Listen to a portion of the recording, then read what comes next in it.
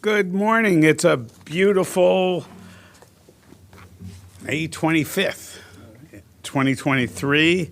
A wonderful day in downtown Wheaton. I have a news flash from Historic Preservation. On May 25th, 1787, the Constitutional Convention began in Philadelphia to draft the United States Constitution. What does this have to do with Montgomery County? Well, Daniel Carroll, a resident of Forest Glen, was at the convention. He was a big landowner, a slave owner as well, but like James Madison, he believed in a strong federal government. He had a lot to do with making sure that at least there was a public participation in the election of the president, as opposed to just being elected by Congress. It's amazing how the county gets associated in lots of things. And speaking of lots of things, we have lots of resolutions. Apparently, everyone thinks my signature should go on lots of things, so here we go. We have the adoption of 5 resolutions. We have Sandy Spring Preliminary Plan Number 1, 1986-03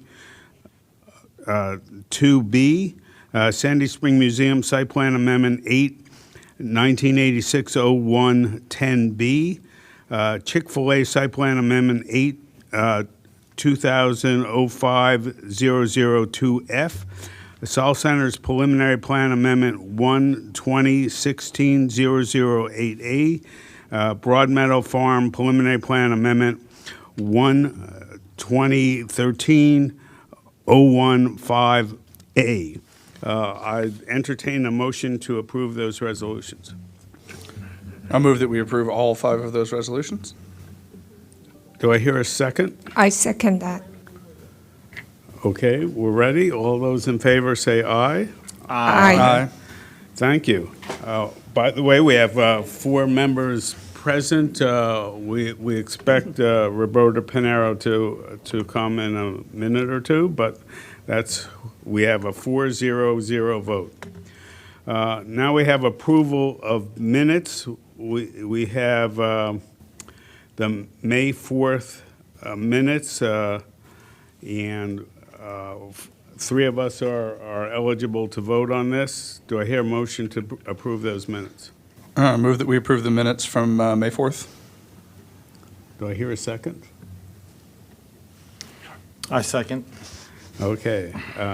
No further discussion. All those in favor say aye. Aye. Aye. Aye. All right. Approval of closed session minutes for May 11th and May 8th. Commissioner Pettawim needs to abstain on that one because she was absent. Oh, I have to say, so I abstain. Okay, thank you. Okay, 301.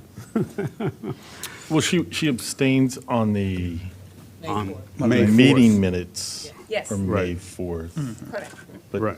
not, we haven't voted on the closed session meeting. Correct. Correct. All right, now we're on closed session minutes for May 11th and May 18th. I'll entertain a motion to approve. Well, you have open session for May 11th, And closed session for May 11th, and then open for May 18th. And everyone is eligible to vote. Okay. Oh, it's, okay. Not on the, on the sheet that I have, but okay. So again, it's open and closed on the 11th? And Open on the 18th. and open and closed on the 18th? Just open on the 18th? There is a closed also. Okay, I got it. It's a My closed- my misreading. Yeah. Okay, everybody understand? I'll entertain a motion. All right.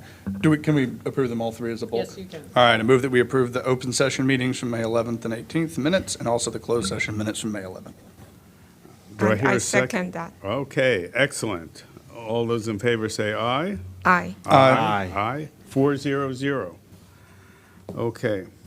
Now we have one regulatory extension, Lower Burn Acres Administrative Subdivision Plan Number 6/2023-0040.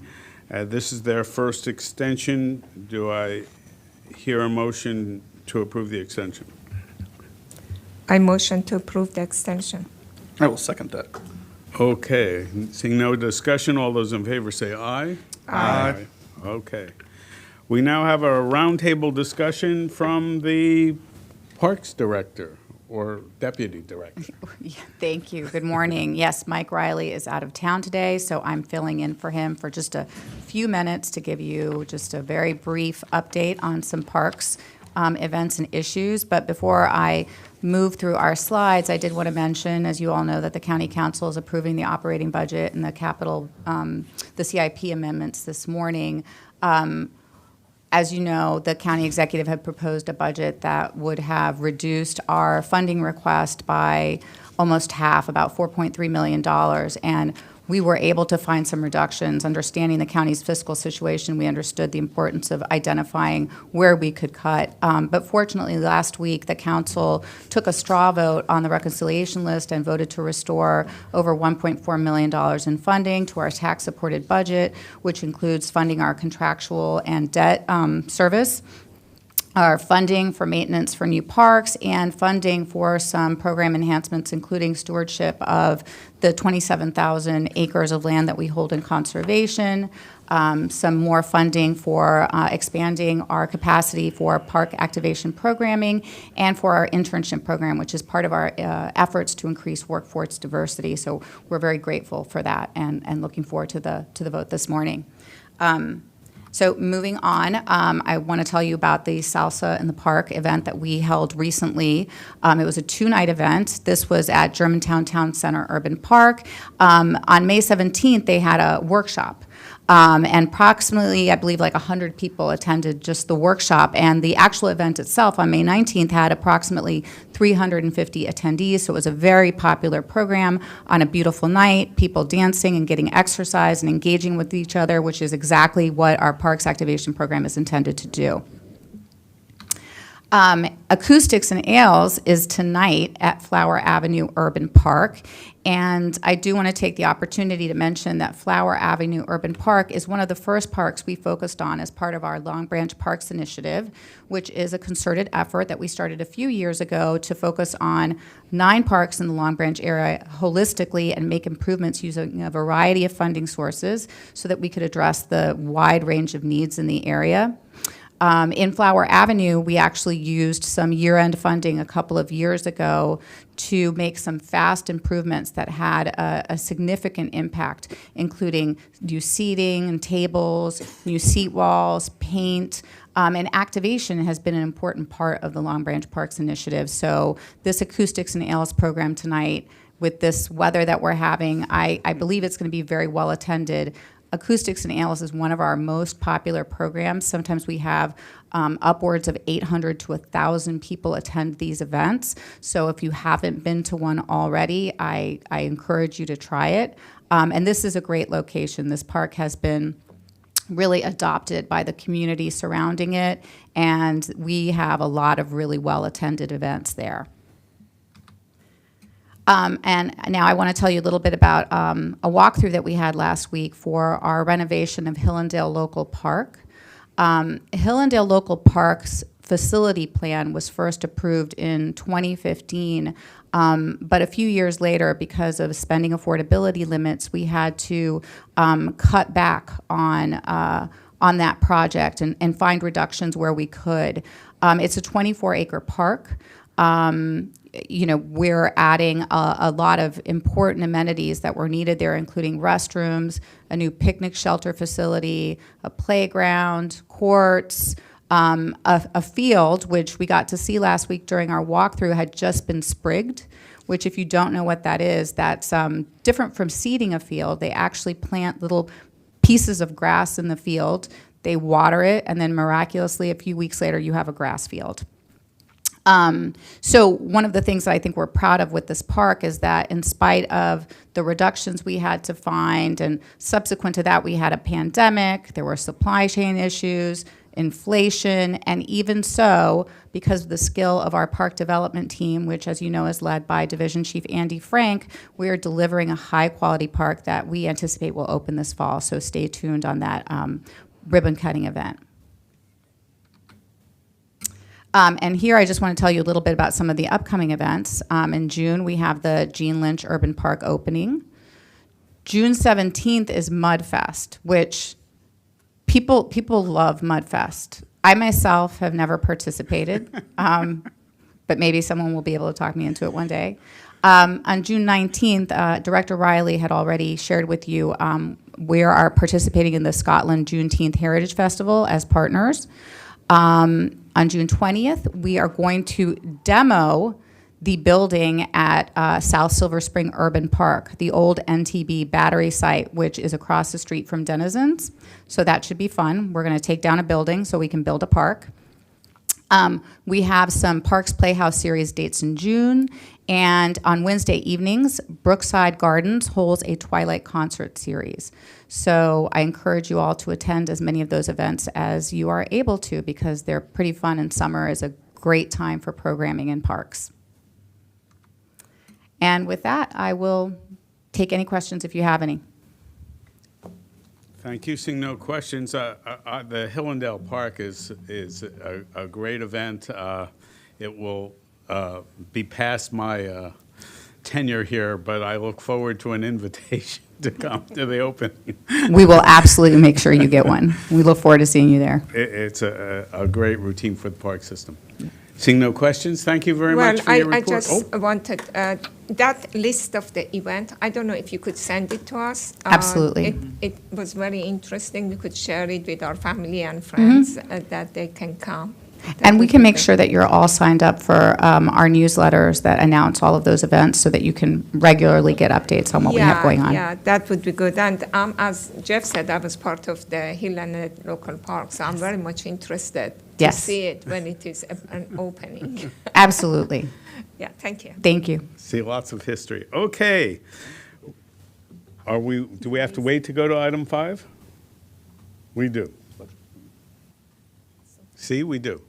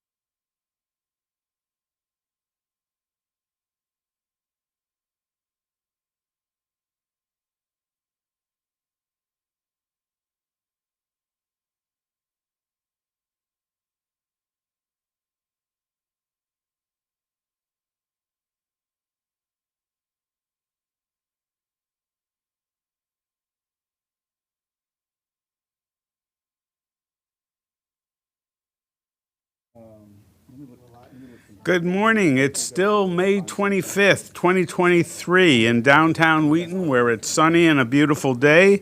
We are on item 5, FY23 budget adjustment for the planning department. With that, I'll turn it over to the acting planning director. Good morning, Commissioners. Tanya Stern, Acting Planning Director. I'm going to turn it over to Karen Warner to walk us through our request for the budget transfer. Good morning. For the record, Karen Warnick, Management Services Chief for Montgomery Planning Department. Today, we're asking for a budget transfer for the FY23 budget, $150,000. We have that savings in personnel lapse savings, and we would like to use those funds to help further our FY24 budget agenda, as well as to cover some consultant funding requests that came in over budget. So we budgeted one amount, they came in slightly higher. We would like to use some of those personnel funds to do that. The land use article provides for budget transfers as long as they don't exceed 110% of the available budget. And also, as long, any transfers that exceed $100,000 must be approved by the planning board. I can go through the request, or if you've read the memo and you're fine with it, I will stop my presentation there. I particularly favor the PAL appointments. Just a great program all the way around to get people interested and get value for the planning department. So I think it's just terrific. I didn't have any questions. So for transparency's sake, I think it's always important in public forums that you discuss it. Discuss each one? Yes. Okay, sure. Okay, happy to. So we have 5 transfer requests: the Great Seneca Plan, Urban Design Guidelines and Streetscape Standards, $25,000. We had that in the FY24 budget request. It is part of our work program. That was not approved by the county council, so we're asking for it this year so that we can continue that work program next year. For the Life Sciences Market Study to support the Great Seneca Plan, Connecting Life and Science, the bids came in higher than anticipated, and so we're asking for $20,000 to increase for that project. That is part of our FY23 work program. For the Transportation Data Asset Management Strategy Growth and Infrastructure Policy Update, again, that is part of our FY23 work program and FY24 work program, and the bids came in higher than anticipated in that, and we're asking for an additional $50,000 to cover those bids. For the Silver Spring Downtown and Adjacent Community Sector Plan, Streetscape Standards, this is part of our work program, and we're asking for $15,000. This is something that we came up during the process that we thought would be important to have as part of the, for this project, and so it's not something that we had anticipated before, but as we're working through it, thought that this would be an important request. And the Partnership for Action, Learning, and Sustainability, or also PALS, is a University of Maryland campus-wide program that leverages expertise and the University of Maryland students and faculty to tackle specific sustainability-related issues facing Maryland's diverse communities. And there are 4 different PALS projects, one for the University Boulevard Corridor Plan, one for the Silver Spring East Plan, one for Emery Grove, and one for the Reforest Montgomery Forest Mitigation Banking Program, and each of those are $10,000. And I wanted to just add with regards to the PALS project, this is something that we have done before with the University of Maryland, and they've gotten a lot of value, and so we thought this was a great opportunity for us to do 4 PALS projects with them in the next school year. And so for clarity's sake, the reason why I wanted you to go through it is because I can read it, but because I read it doesn't always mean that I've gleaned the correct information from it. And so it's important that if you submit a report that we discuss it publicly and so that I can get greater understanding. I do have a question with regards to bids. You suggested that, or you informed us that bids were higher than anticipated. Was there a miscalculation in the expected bids? And if there was a miscalculation, was it due to an unanticipated cost or increase? The budget is prepared a year and a half in advance. So this budget that for FY23, that some of these bids are just coming in now, as the projects move along, were prepared a year and a half ago. And so at that time, we're taking our best experienced guess at what the bids will come in. As we know, inflation and everything else has occurred in the last year and a half. And so I think it's more that than anything. Thank you. I think the way the budget process works that far in advance is the Wagner method. Yes. Wide-angled, a guess not easily refuted. But when you get the bids in, it gets refuted. So that inflation, whatever expenses they experience, and of course, we're looking at multiple bids, so it's not just one guy who's looking, so it happens. Anything else? Yeah, especially it happens, in construction costs. You will see that a lot of times bids comes, the engineer estimate is the best based on the previous cost. When it comes to professional services, it's even harder because not all of them are alike, and it's hard to use some existing cost to guess that what this would cost. So it's just a shot in the dark that they think it may cost them like 50,000. And then when they put it to bid, usually, as Jeff said, we get 3 or 4. And when they are all around the same price, then you see, okay, yeah, we didn't hit the right target. And these budget transfers are a very useful and efficient way for the department to take care of some of these deficiencies. We use it all the time, and it was the best thing because the department is the best person that knows what they need and how they could transfer these. And I'm very glad that this process exists, that we could help you. So I'm all for it. So is that a motion to approve? Yes, I go to motion to approve the budget transfers. Seconded. Any further discussion? Seeing none, all those in favor say aye. Aye. Okay. Thank you for Thank you. detailing Thank the you. budget transfers. Thank you.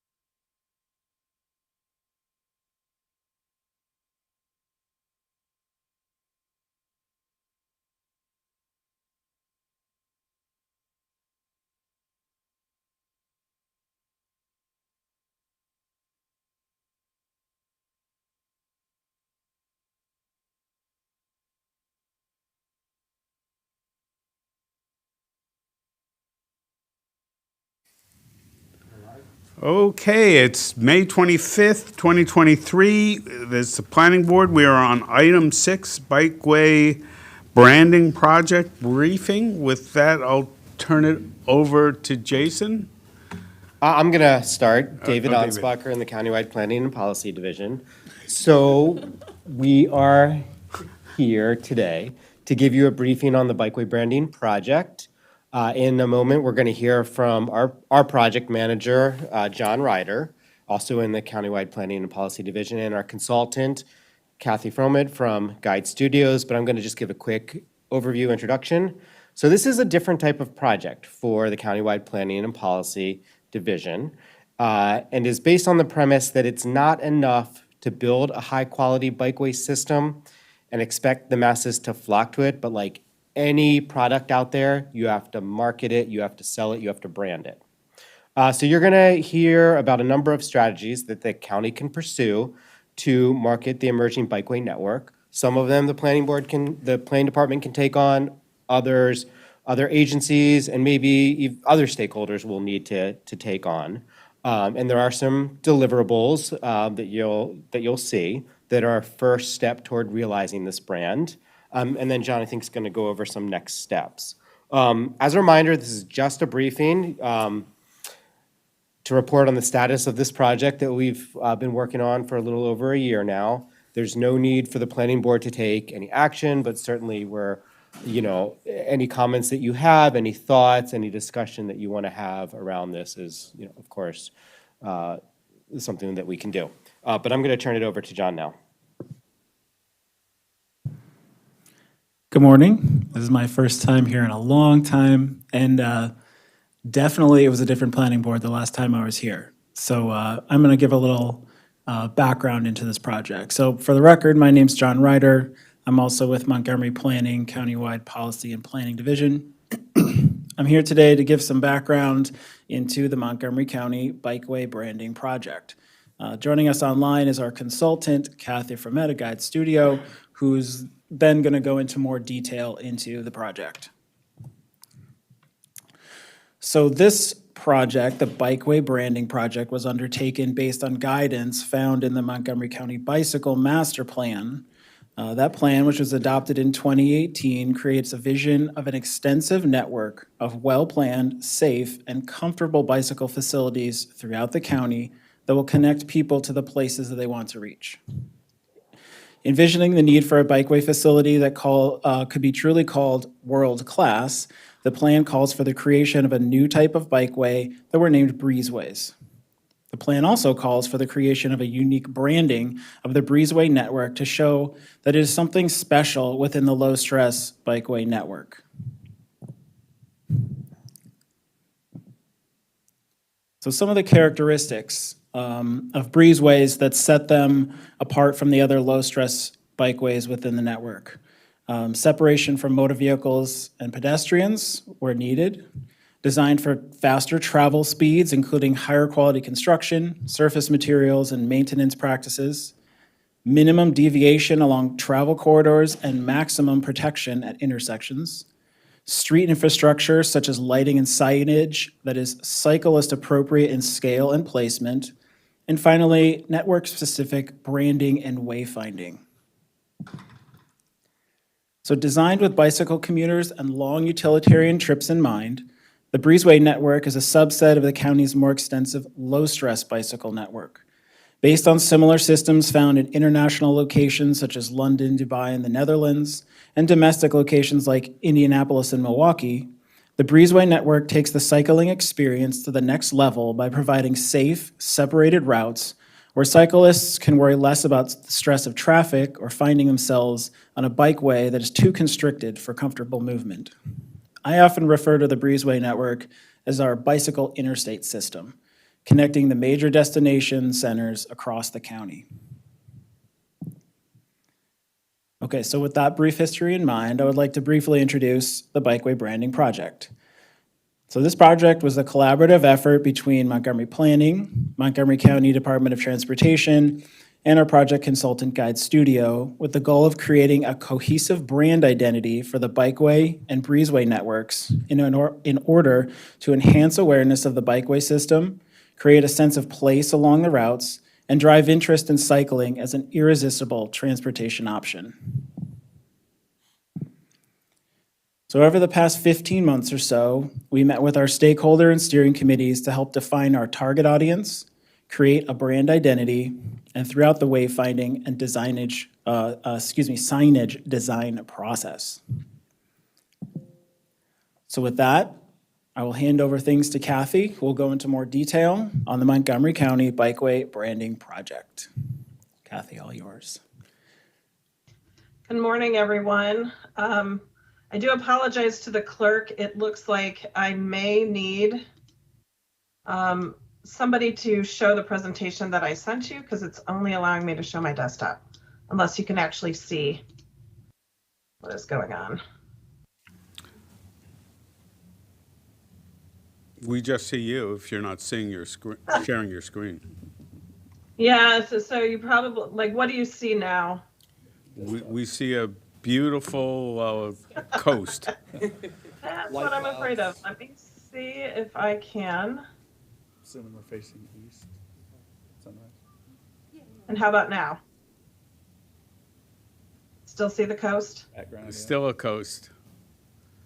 Yeah, I think I did send the presentation and I think somebody might have to share it. It is only allowing me to show my desktop, so.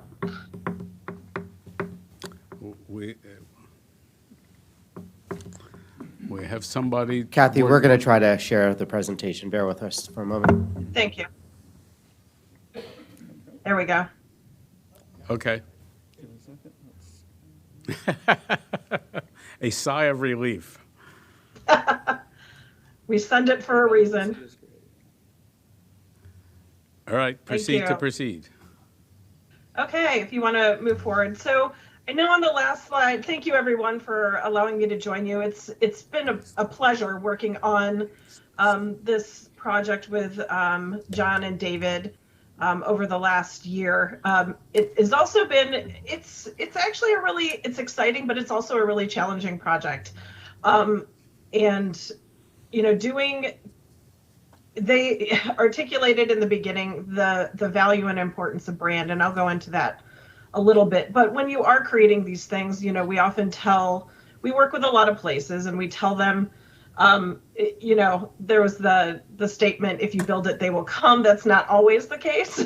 Or if you do build it and they will come, you're going to get the same people who are already comfortable riding on these routes. But you're going to have a harder time converting those who are less comfortable. So brand can provide a lot of tools to help with that level of communication. And I don't know if I can do controls, so someone might have to, yeah, excellent. So I'm going to kind of go through, I know there was a scope of work that was shared. You know, as a brand and wayfinding consultancy, we approach these in a little bit different way than what is the final deliverables. So I want to go through a little bit of what went into this. So the first thing that we did is we wanted to pull together a brand strategy. So brand is not that logo that everybody sees that's a part of it. It's one of the tools. But behind it is a strategy that helps you understand how to connect with and communicate with the audiences and allow them to know the things you want them to know about this product, we'll say, that you are putting out into the world. So the first step that we did was to get together with all of the stakeholders that were involved in making this project happen so that we had a better understanding of the audiences that we were trying to target, how would we communicate the distinct advantages of this system, and along with the end benefits that people could see if they began using it.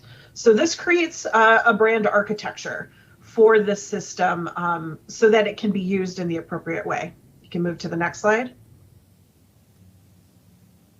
And along with that is brand identity. So that is that visual representation that people will see, whether it's coming from communication, you know, on a website or other types of materials that would be out there, but also how that will be represented through a signage and wayfinding program, which people would actually see in the physical environment if they're using this system. Next slide. And before you can even begin designing the signs, so we have the identity, we have the strategy behind how we'll talk about it. We do need to understand what type of sign system we are going to need for this.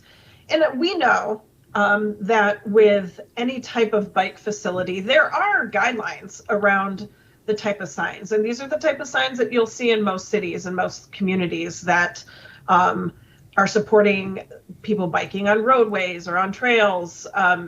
However, when you want this to be connected to other things in your community, if you want people to know this is going to get them from one place to another, and they could use it as part of their day-to-day lives, that sign program has to be a bit more robust than what you would get from the MUTCD manual. So we devised and worked through a wayfinding framework to help us understand the type of signs and elements that would be most appropriate for this system, so that we could create a kit of parts that could work on both the bikeways as a whole and then the breezeways that John talked about, that would be a little bit more specific so that we could really highlight that this is a different experience for people. Next slide.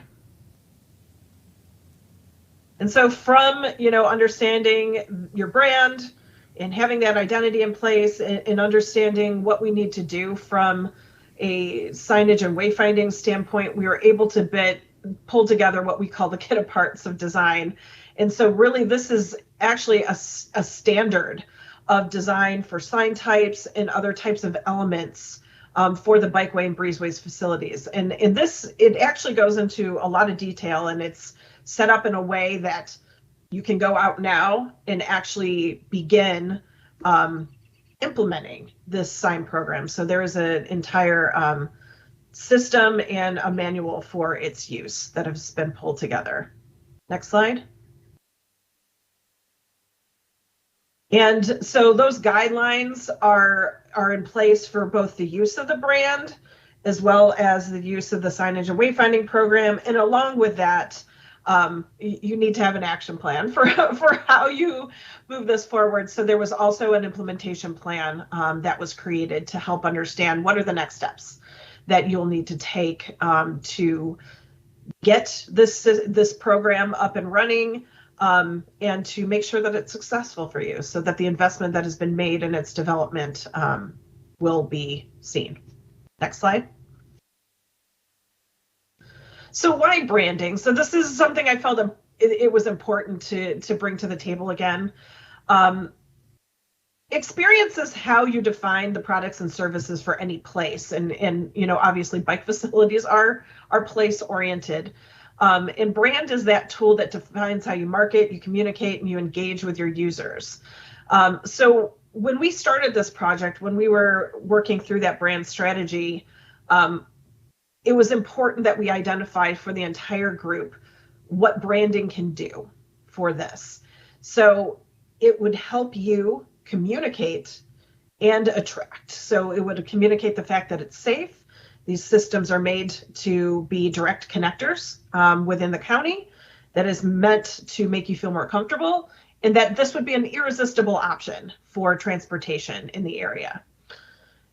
Branding also helps make it legible. It creates the ability to communicate appropriately about the bikeway system, how to use the system, how to make it understandable from the perspective of a variety of audiences. So doing a brand exercise helps you understand those audiences and make sure that your communication is meeting them where they are. And it also will allow you to communicate about different experiences and opportunities to encourage different use of the bikeway system.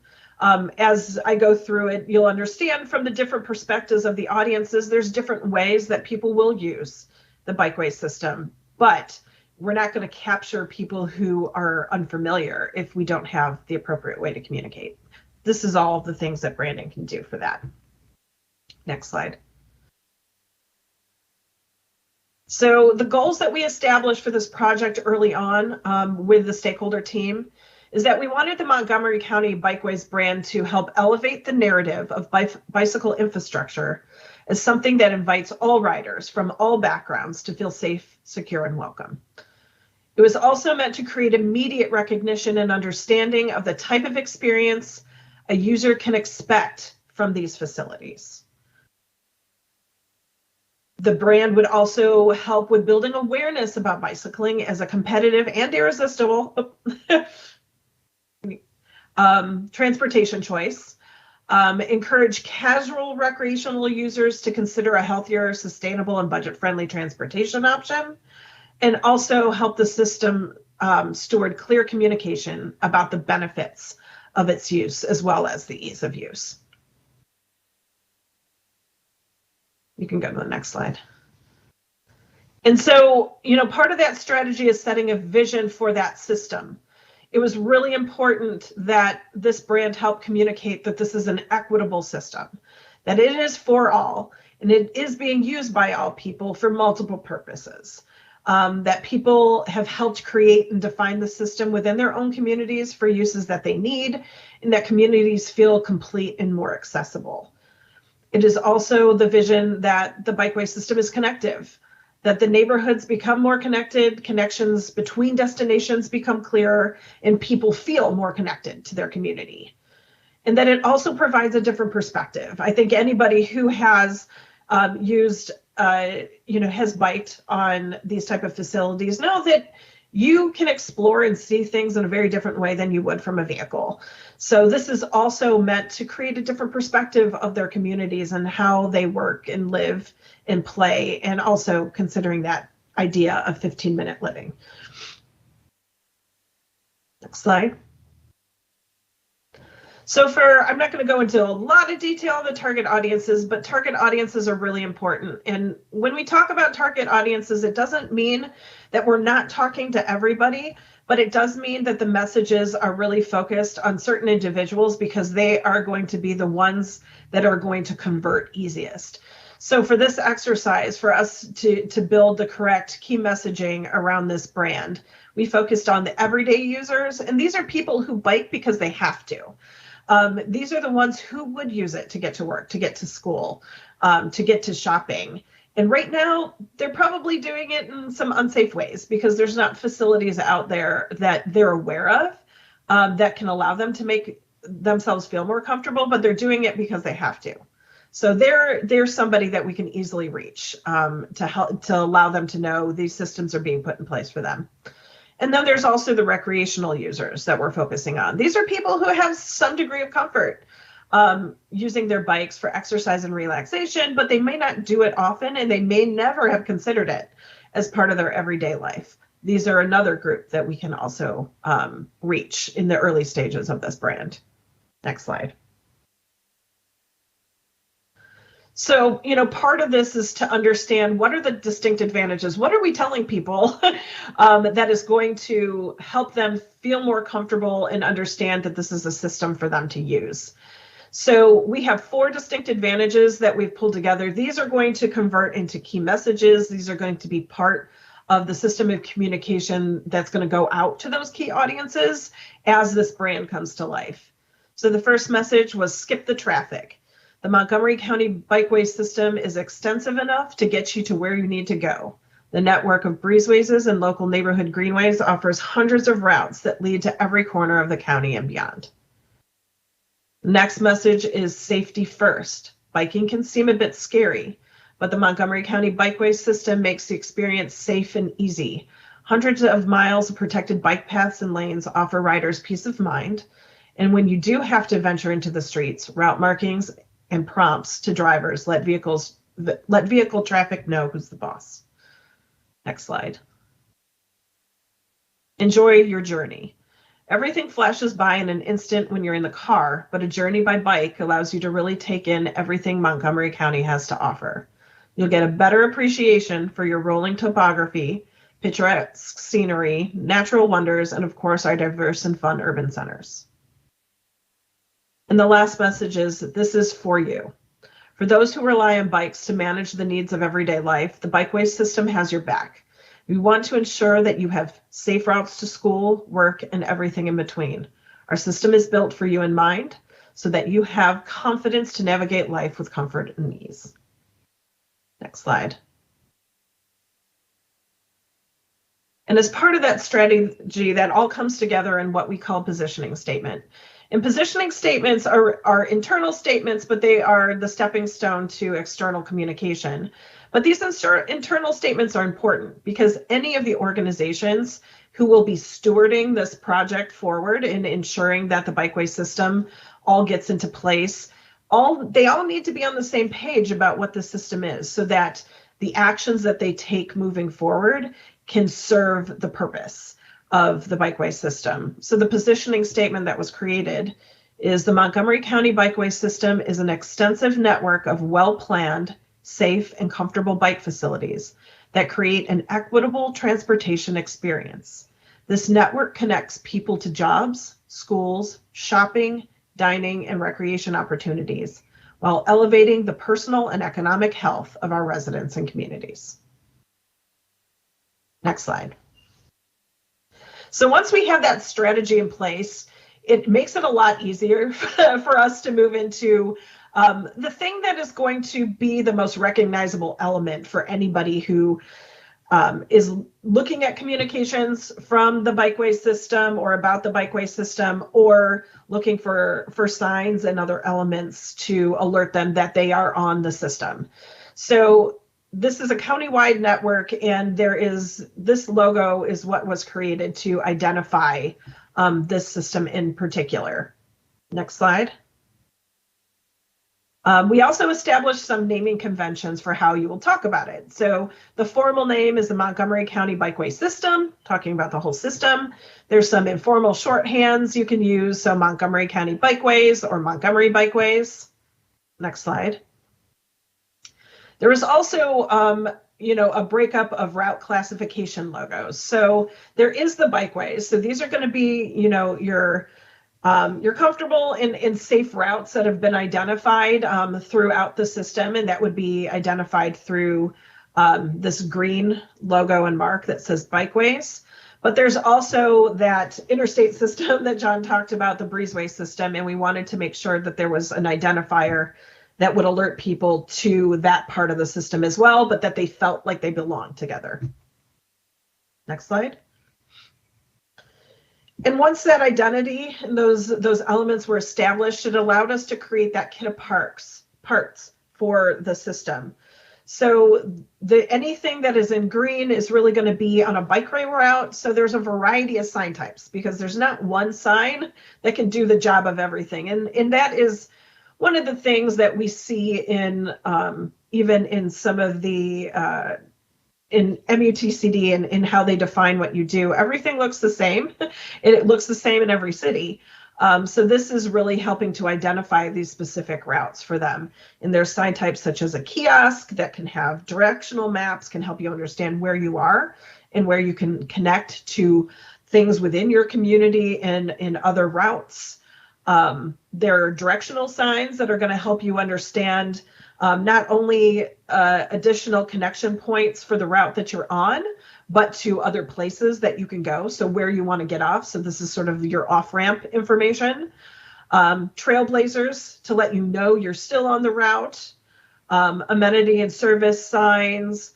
Some other key identifiers, especially when you're in areas that are not, that could be in a neighborhood or that are not clear and you're not quite sure if you should be there. We needed to have elements to ensure that we can alert people that they are in the right place, as well as jurisdictional IDs. Whenever you're dealing with a system that is as extensive as this one and people are moving from one place to another, it's really important to alert them to where they are.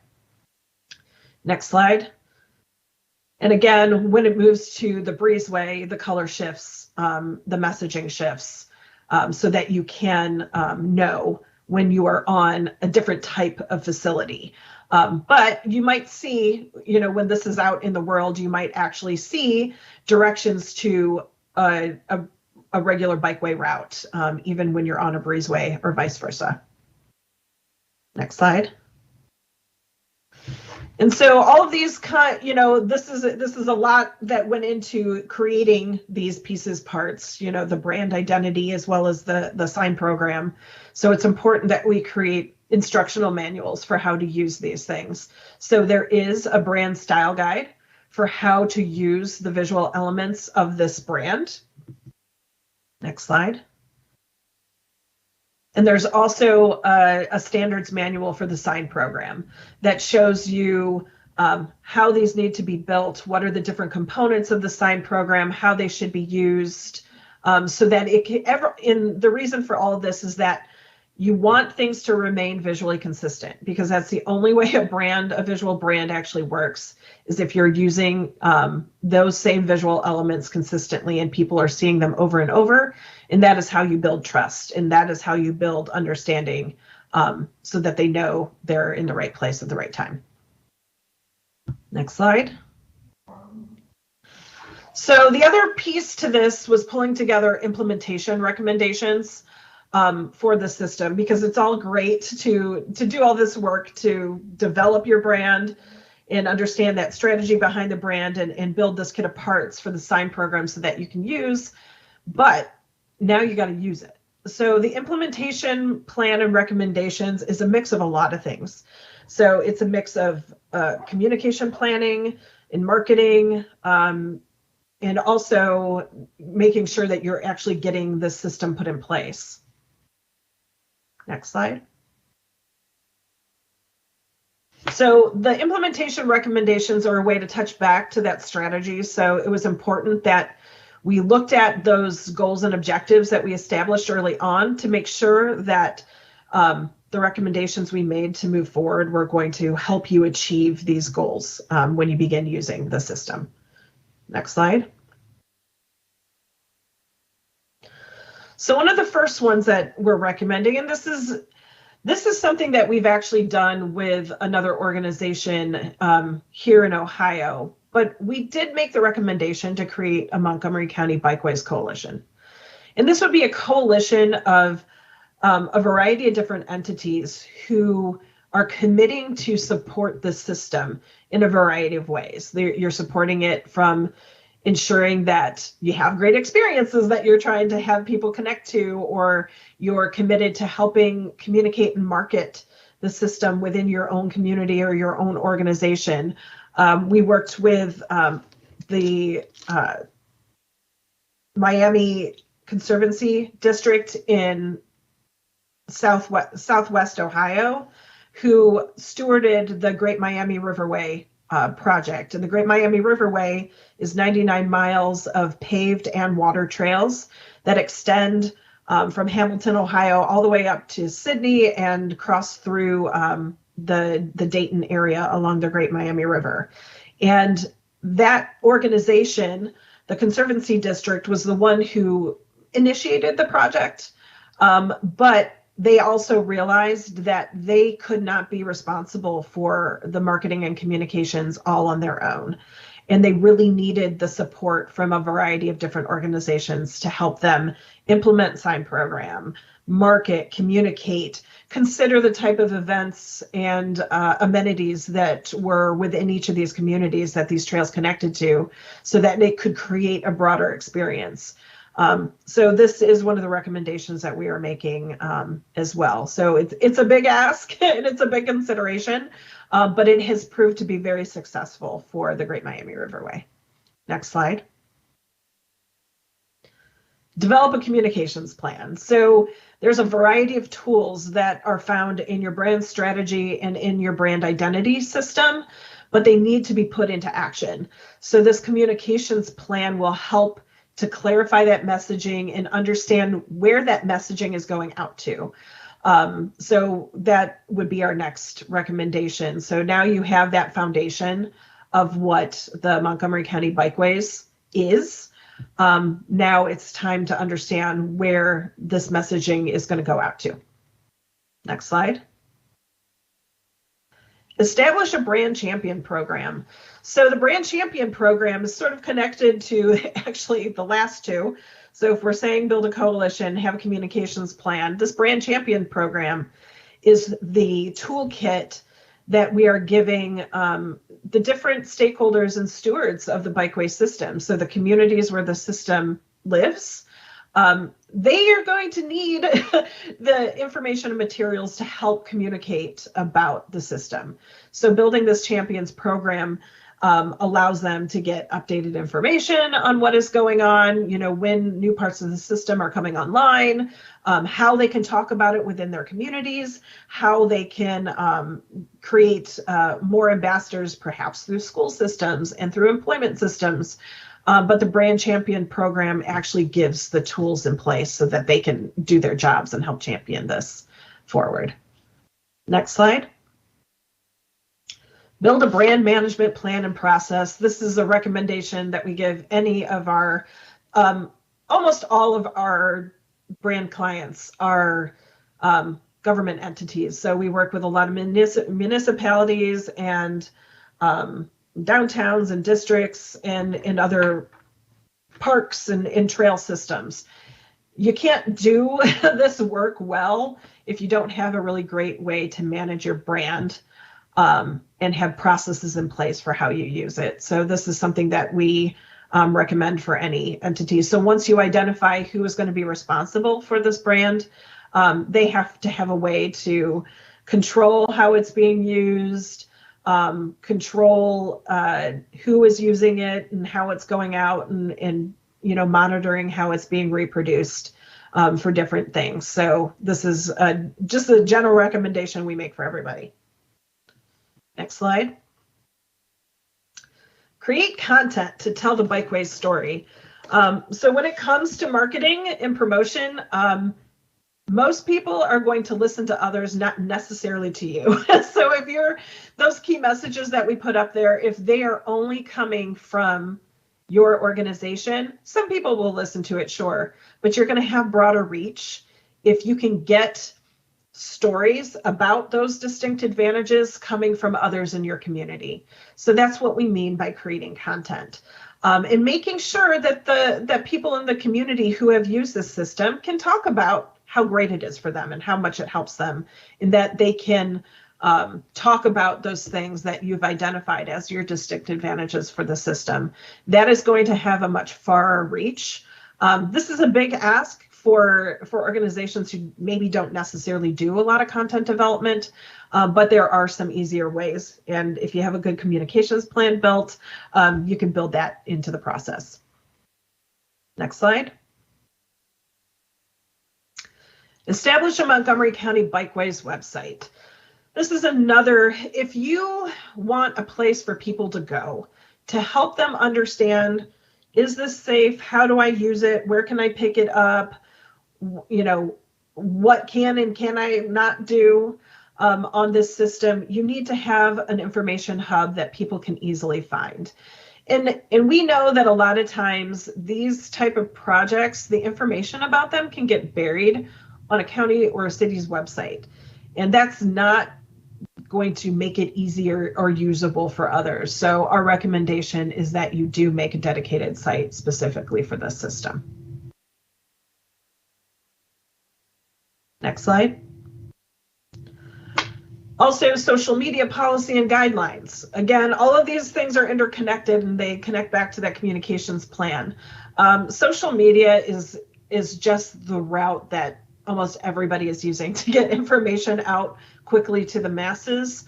And I don't think the Bikeways is going to be any exception from that. So it's really going to be important that there's some policies and guidelines set in place for that use. Next slide. We're also recommending conducting a sign system pilot installation. This is identifying specific routes that you want to see the sign program go into place. So these would be, a bikeway route or a breezeway route that is relatively like the experience that you want people to have. Get the sign program up to demonstrate proof of concept. We did this here in Cleveland. There's a robust bikeway system here for both on and off-road trails in the greater Cleveland area. And that master plan was developed and then a pilot program was installed. It is a great way to understand best practices and how you're going to program these routes, to identify if there's any adjustments or changes that need to be made. But we do recommend that you do that so that you feel comfortable moving forward with implementing the system. Next slide. And then last but not least, we were also tasked with considering how public art can be a part of these systems. In a lot of bikeway and trail programs, public art really is a way to create sense of place, engagement, introduce people to the system, and just make their trips more joyful. So we do have a variety of recommendations. I think go to the next slide. I think they might be all in here. No, they're not all in here, but there were probably, I think, about 8 different ways that we were recommending public art be used. And they can be considered for each of the places and system. They obviously do not have to be done in every single one, but there is recommendations from larger scale public art to smaller, low-hanging fruit, easily implemented options for public art that was in the recommendation plan. The next slide. So there are some next steps, and John, do you want to pick up here? Happy to. John Ryder again for the record. Matt from Montgomery Department of Transportation, do you want to speak to this or would you like me to? I'll let you take the lead, but I can always jump in if you need me to answer any questions or give you more context. Great. Can we bring that map slide back up, please? So the map image that you'll see in just a second is the proposal for our pilot project where we are going to test out our new branding and wayfinding and signage system. This is in the North Bethesda area. Excuse me. The map image you see is the proposed route that we would be signing, and we chose this location because one, it has a good variety of bikeway facilities. We have bikeways, we have breezeways, we have on-street and off-street facilities. We have bicycle only and then also mixed pedestrian and bicycle facilities. So we kind of have the gamut of all of the bike facilities that we would want to sign. We are putting this out, we are working through the contract process, I believe, right now. Hopefully getting this going in the next couple months, with this project running probably through fall, I would imagine. And then we will have a signage plan, I Is guess the you could call it. breezeway in place right now? It's there? So the breezeways that do exist are on the Josiah Henson Trail, and then to the south, the Bethesda Trolley Trail. Does the Josiah Henson Trail that is off of Lay Hill Boulevard connect to this, or no? There's another Henson Trail, like. That's the Matthew Henson Trail. That's the Matthew Yeah. Henson Trail, okay. So the line across the top of the map that heads east to west is the Josiah Henson Trail, which runs along Montrose, the old Montrose Parkway, which is now Josiah Henson Parkway. The Bethesda Trolley Trail goes all the way from Washington, D.C., up through Bethesda, up through North Bethesda, and I believe terminates at the Matthew Henson Trail. Does it connect to the Matthew Henson Trail? No, it terminates currently in the North Bethesda White Flint Okay. area. So there you have it, yes. Matt, any other details I missed that you'd like to add in? Yeah, I'll just note that another reason that we picked this area is that the bikeway network here is growing. We have a lot of projects that are in the pipeline, so this is something that we can expand the pilot to as those facilities open. And also we can extend this south as funding allows along the Bethesda Trolley Trail to downtown Bethesda. So this gives us a chance to test out the signage and, learn whether we need to make any changes to the overall planning for this based on how it works out in the real world before we begin expanding it to other parts of the county. Thank you. For the record, Jason Sartori, Chief of Countywide Planning and Policy. I just wanted to highlight as we close out here that, this has been a great project that we've worked on over the last year plus with MCDOT and other partners. And you see, even as we go forward with this type of actual signage implementation, it's still a continued partnership where we are working with the consultant to help develop the plan for implementation along with MCDOT. But obviously, we at the planning department don't put signs in.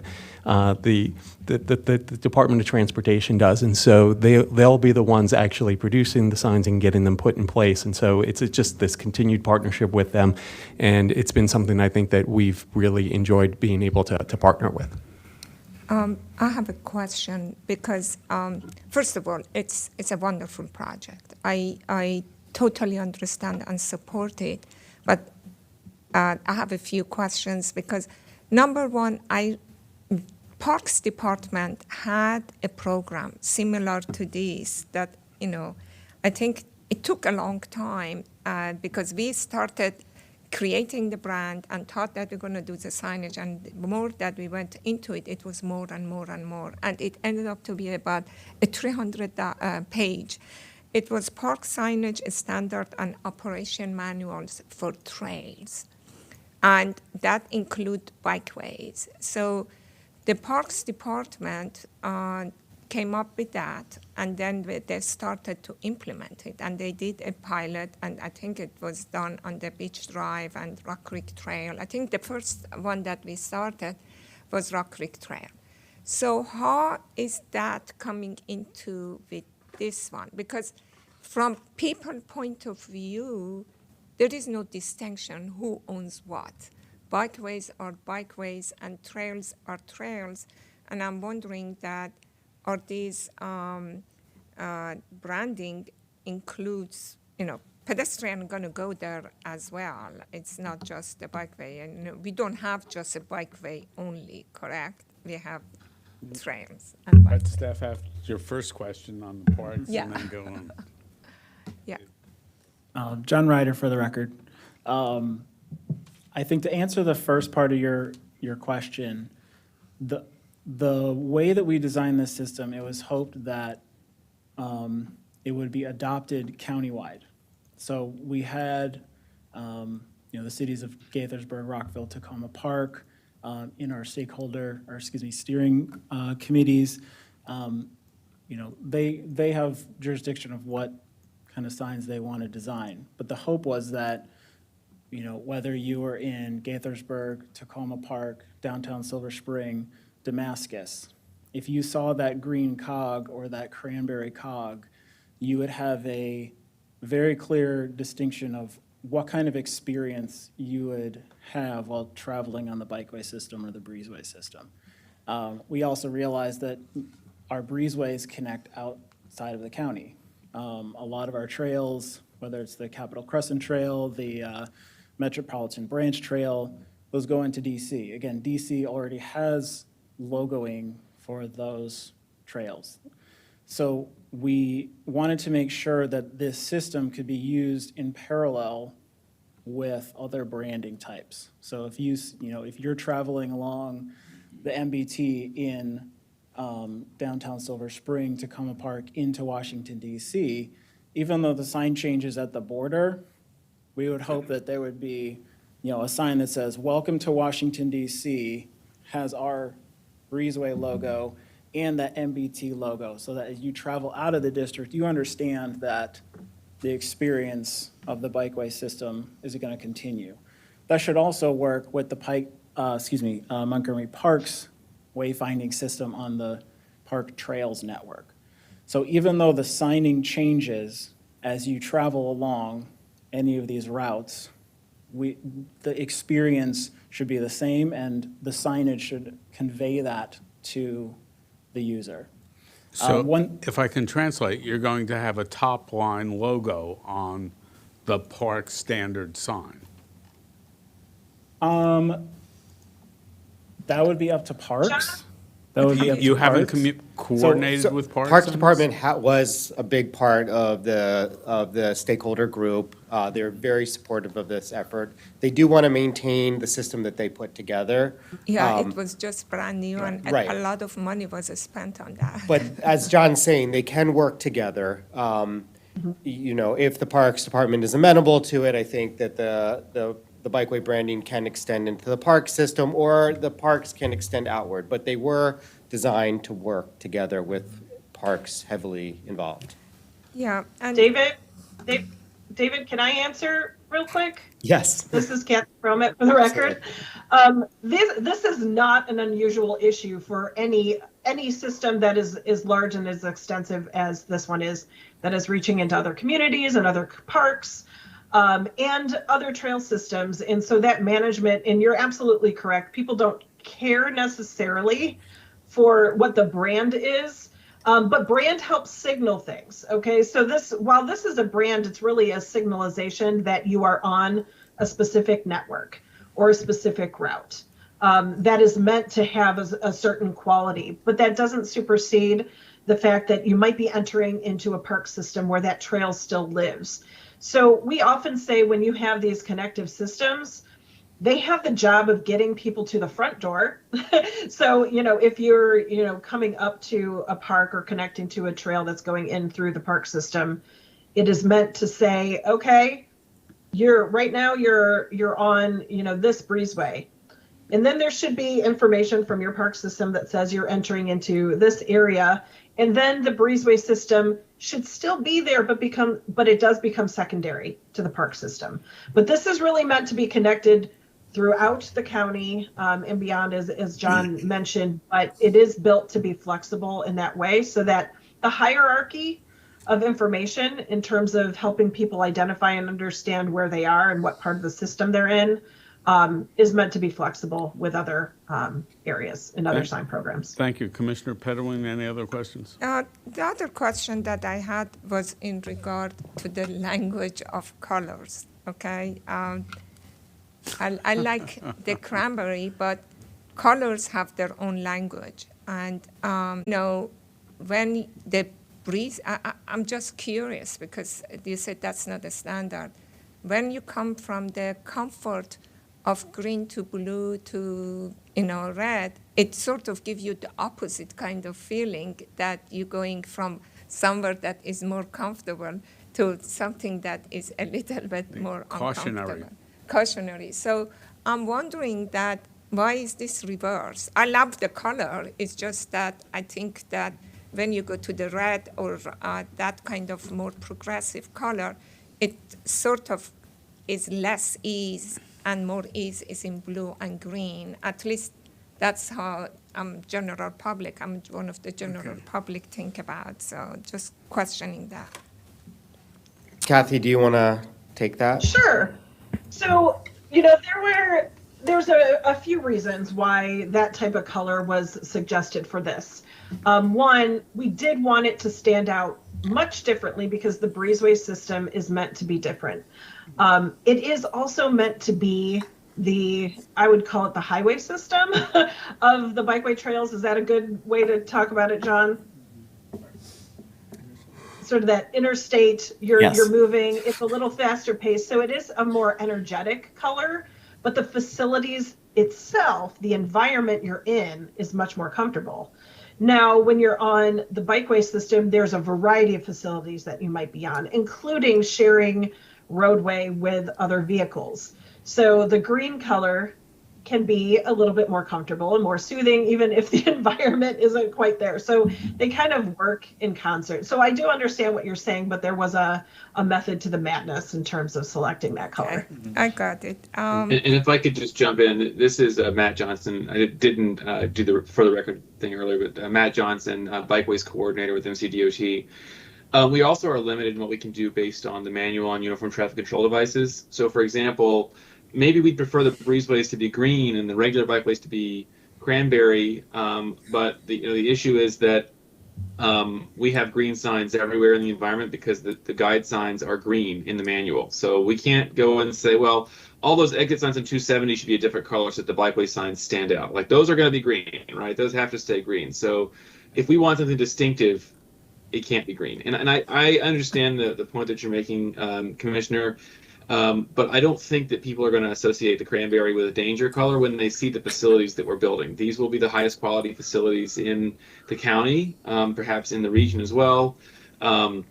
And if you're biking on the Capitol Crescent Trail today, which is or walking or jogging on it, it's a great facility. And if we made those signs cranberry, I don't think someone's going to suddenly think, oh, this trail is a dangerous place now because the branding is cranberry.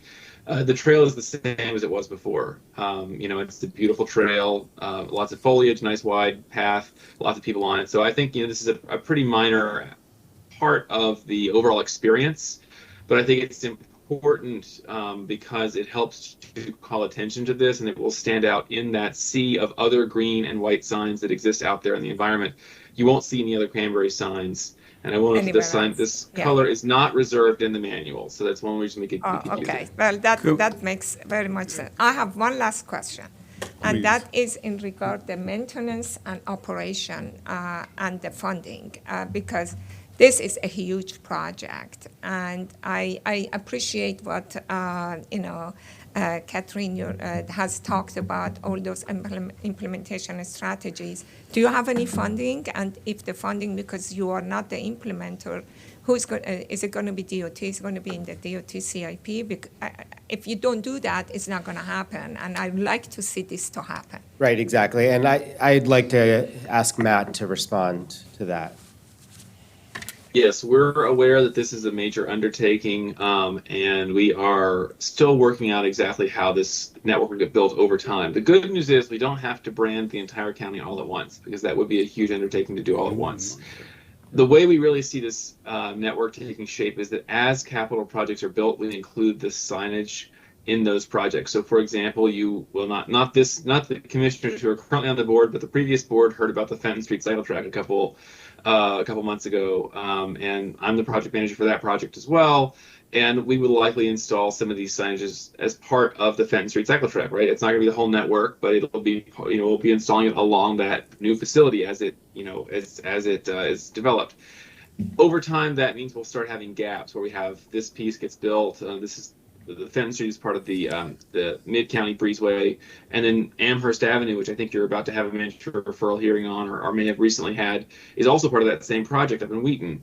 And so it might also have those signs, but then we end up having a gap between Silver Spring and Wheaton. So that's the sort of situation where the county might come in with a bikeways program or with a capital program to fill in that gap and go ahead and put those signs in place so that we have those two facilities connected. But this is going to take years to build out as the network is built. It doesn't make sense to install breezeway signage on streets where the facility hasn't been built yet either, right? Because in some cases, we have to build the low stress network first before we can put these signs in place. So it's going to be a big undertaking. I'm sure we're going to learn as we go things, but I think the intent is that mostly this will be implemented through capital programs as they get built, but we probably are going to need to have some additional capital funding for wayfinding as part of this in the future, but we're not quite at that stage yet. Thank you. And I could be your champion if you need help. Okay? Commissioner Bartley. Yeah, I really enjoyed the presentation. I can't wait for this to take shape. I'm particularly interested in you all doing something like this east of Georgia Avenue and north of Randolph Road. I think there's a unique opportunity there because development is coming in that area, and I think that you should take advantage of the opportunity to install bike lanes there. I do have a question about the logo. I love bikes. My family loves bikes. I have a section of my garage that is stacked with bikes. So I'm excited about this. But when I look at the logo, one thing I don't like about bikes is working on bikes. I don't like to get grease on my hands or cut my hands. And so if you're not familiar with working on bikes, the familiarity of a chain sprocket is not universal. But there is universal identification with regards to the silhouette or stick figure of a bike, so to speak. And so when you're looking at higher participation levels and higher brand identity, the sprocket does communicate to those who use bikes regularly and have attempted to, put back on a chain. But to the person that is not familiar with bicycling, other than, seeing it on TV or watching other people ride, I would consider, integrating another symbol in that logo. But other than that, I'm excited for the plan, and you all went into a deep dive, so to speak. I'm on another board, and they always say deep dive. And, but you guys went into a well-thought-out deep dive on this, and I really appreciate it. Thank you. Thank you. I don't know what you can do with the color comment, but I kind of had the same initial reaction that the cranberry is more cautionary than the green is inviting, but who am I? Which is what my wife asks when I get home. Other than that, any other comments? Dave, I'm going to send you a picture of my bicycle corner of my garage. Thank you for a very extensive presentation. Thank you for our consultant and DOT coming in. The commissioner are for sure our partners in this, and we have a lot of interest in going forward. So thank you very much. Thank you. Excellent. Thank you.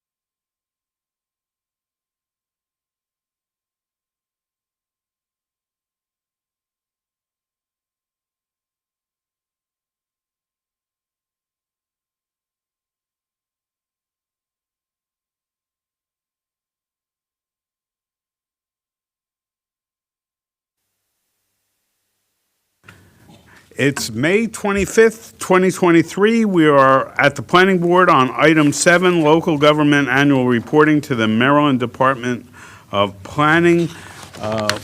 We have staff who's going to present this to us. Please. So for the record, my name is Jay McCurgy, and this is Colin McNamara, and we're both GIS specialists with the ITI division within the Planning Department.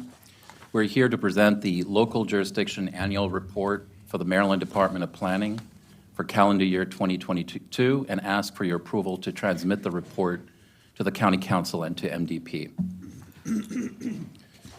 Since 2009, MDP has been mandated by state law to collect land use and development data from all jurisdictions with planning or zoning authority in the state of Maryland. For the calendar year 2021 report, 15 out of 23 counties and 44 out of 108 municipalities participated in this exercise. A database has been created by MDP that collects data on a yearly basis, which provides MDP an annual snapshot and historic pattern of growth-related changes and the amount of permit activity within the state. The data for the prior calendar year, along with the questionnaire answers, are then used to create a yearly status report. It's basically a development inventory of Maryland, which is then made available to the public and policymakers. This report has several benefits for Montgomery County. It is used to evaluate public needs and allocated resources in conservation and targeted growth areas, what the state calls their PFA or priority funding areas. It is used as a reference during General Assembly legislation sessions to make informed decisions.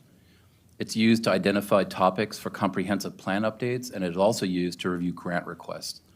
The ultimate goal is for this report to assist the state in guiding necessary programs, services, and other resources to Montgomery County in an efficient manner.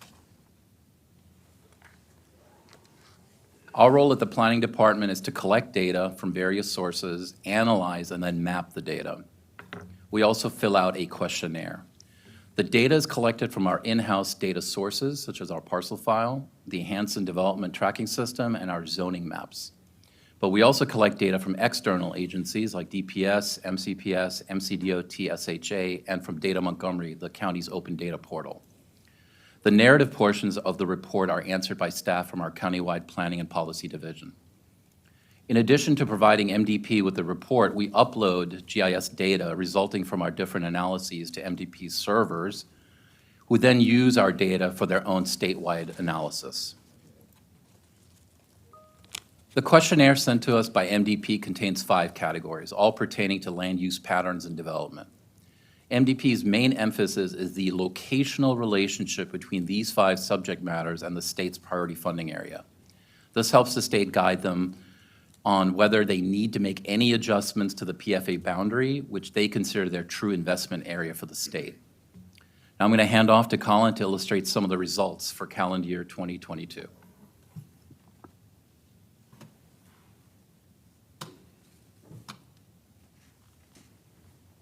Good morning.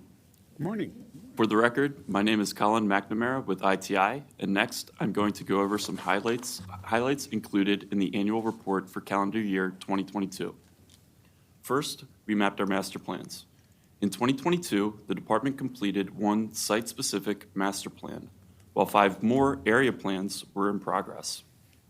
2 countywide plans were also completed, while there were 2 countywide plans that kicked off, including the pedestrian master plan and the rustic roads functional master plan update. Additionally, of the 30 new subdivisions approved in 2022, 21, or 70%, are located within priority funding areas. As far as transportation improvements, there were 130 site-specific major transportation improvement projects. 69, or about 53% of them, were located within the priority funding areas. 1 new school, Harriet Tubman Elementary School, opened in Montgomery County last year. However, 3 schools, 1 of each elementary, middle, and high school, underwent major revitalizations or expansions. We provided MDP with the amounts of residential and commercial growth within and outside the priority funding areas based on data obtained from our land use Hansen tracking system. 619 residential permits consisting of 1,530 residential units, were issued in 2022, 84% of which were within priority funding areas. This falls slightly below the county's 87% average over the past 10 years. Compared to other counties in Maryland, Montgomery County has consistently had a higher percentage of residential permits located within its priority funding areas. Most of the commercial permits issued for projects last year fell within the priority funding areas, where 86% of the county's commercial growth in 2022 were located inside the PFAs. That is lower than in 2021 and lower than the 9-year average of 89%.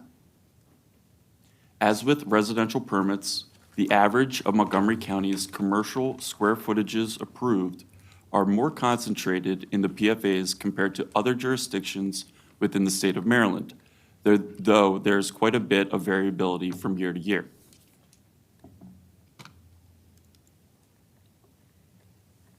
We also provided MDP with data about land preservation, including transferable development rights, building lot terminations, and agricultural easements. In 2022, 242 acres were preserved via 46 TDRs, while there were no new BLTs.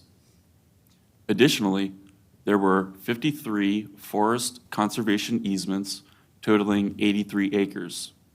Not surprisingly, most of our land preservation occurs outside the PFAs.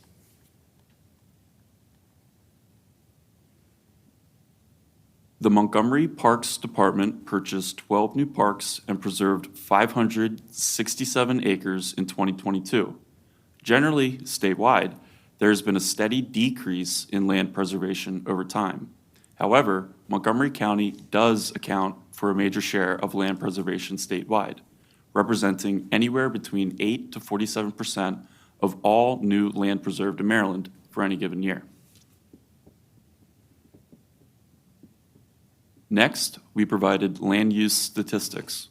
The graphic on the left shows the proportions of each land use category found within priority funding areas, while the graphic on the right shows countywide land use distribution. The major land uses within priority funding areas are single-family detached housing, road rights-of-way, and parks, while the largest countywide land uses include the agricultural reserve, single-family detached housing, and parks.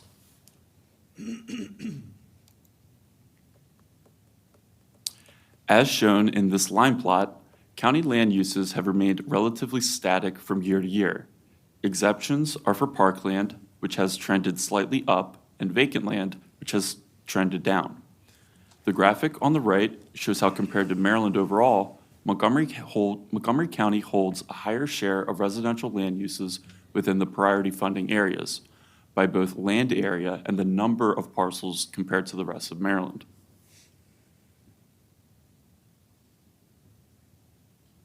Finally, we provided the results of a generalized development capacity analysis.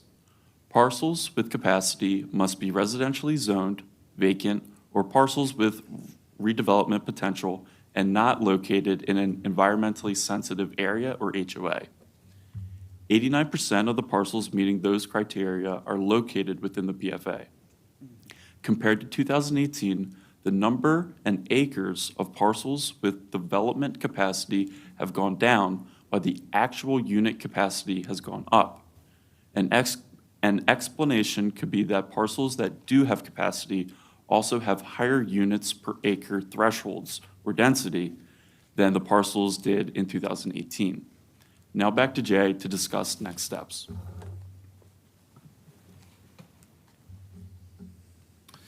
As far as the next steps go, we're seeking your approval here today to submit the report for 2022 to the County Council and to the Maryland Department of Planning, and we need to do this by July 1st.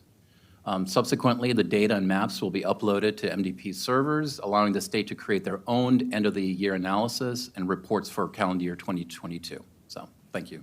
Thank you for your time. Thank you. Any questions from commissioners? Yes. Ms. Petalwin? These are really good data. And I see that the last line in here that is MDP is going to do an analysis. Do we do an analysis ourselves? Because these are all the measures and the criteria, but I do not know, at one point you provide some kind of analysis that what this means and how we can make it, what is the shortcoming and where we are doing well, and if there are shortcomings, how we can improve. I do not know that you let that to be done by a state, or do we have it, or is there any way that we use those analyses to our advantage? So that's a great question. Mainly, our role is just to compile. We're just stenographers. We I just grab all understand. the data, compile it, and then we send it on to MDP. I don't know of a comprehensive project where somebody takes our report and does a analysis or does a, what does this actually mean? As far as I know, it's been used in various parts of other reports. I think some of it's been used maybe at the semi-annual, some of the charts have been have been used, but no one's actually taken this report and did an analysis on it. Right. What the Even- numbers mean, because that wasn't the objective of this project. I know, but I think the state wants you to provide this to them because they want to do some analysis. Maybe Tanya can, shed some light on this. This is just not an exercise in vain. We do all of these because there is some reason for it. And MDP is doing analysis. I do Right. not know if their analysis is good for us or if we have some way to tap into this information to use it for ourselves. I'm not familiar with the type of analysis that MDP does subsequent to us submitting these annual reports. Again, if the team presenting has any additional information, but we can certainly have a conversation with them about that. Yeah, I think it would be nice to see that, what is the analysis and how they use it, and if that has any kind of impact for us. My experience with MDP is they essentially give everybody a scorecard. They say, you're first, you're last, you're within the top 10% of people in PFAs.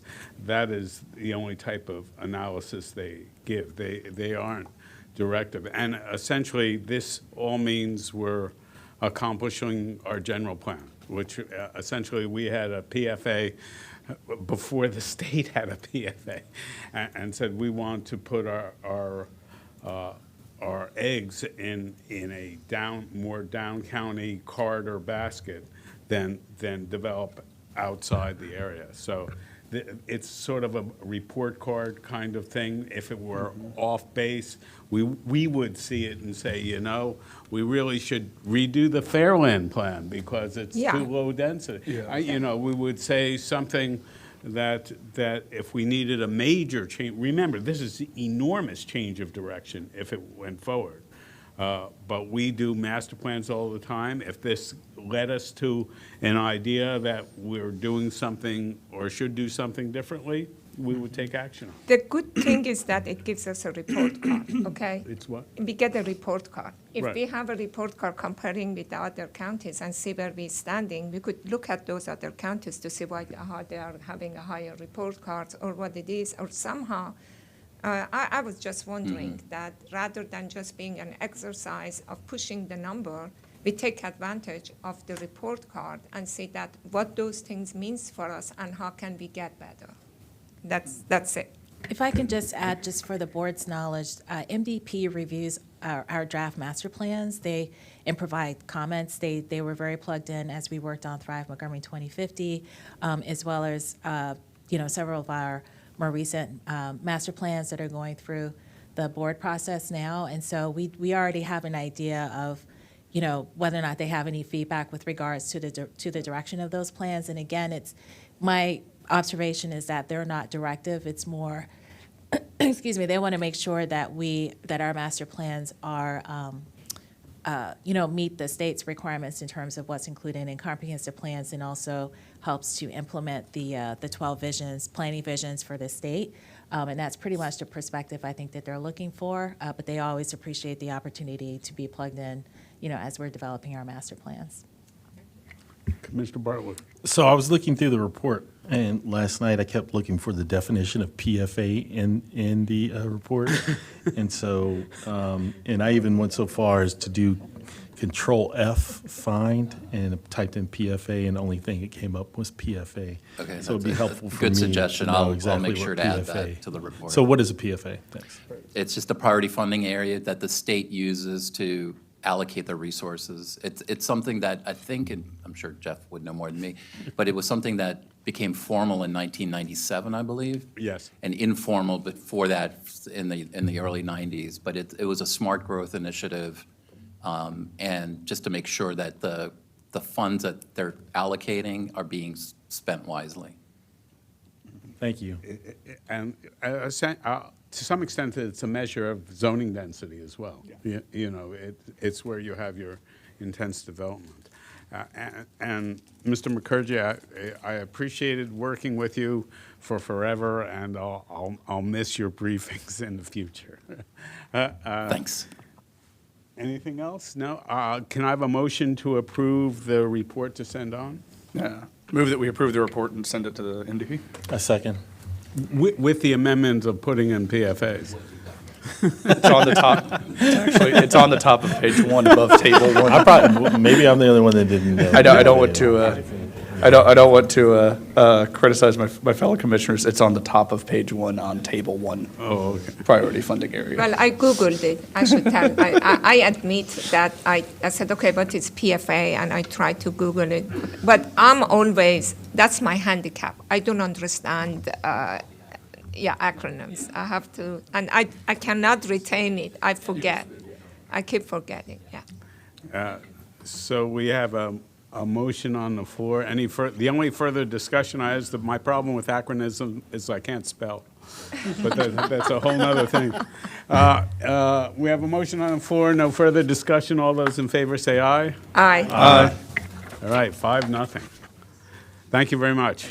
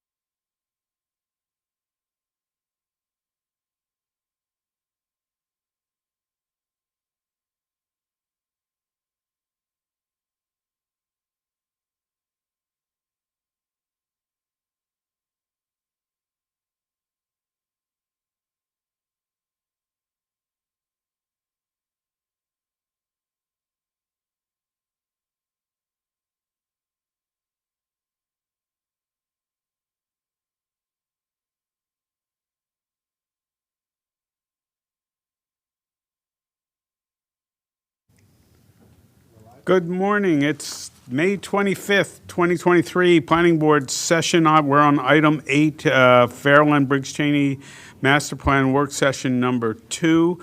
This may be our last work session. We'll see. We will try to get finished with this plan before June 8th. And with that, I'll turn it over to staff. Thank you, Chair, members of the Commission. My name is Clark Larson with the Up County Planning Division, and I'm sitting here with a portion of my planning team, which you'll hear from a little bit later. As you said, this is our second work session to talk through potential changes to the draft plan. We're going to primarily go through testimony that we received, that you received as well, and some of our reactions to that testimony, and we'll ask for your direction on what to do about it. So as you know what's come before.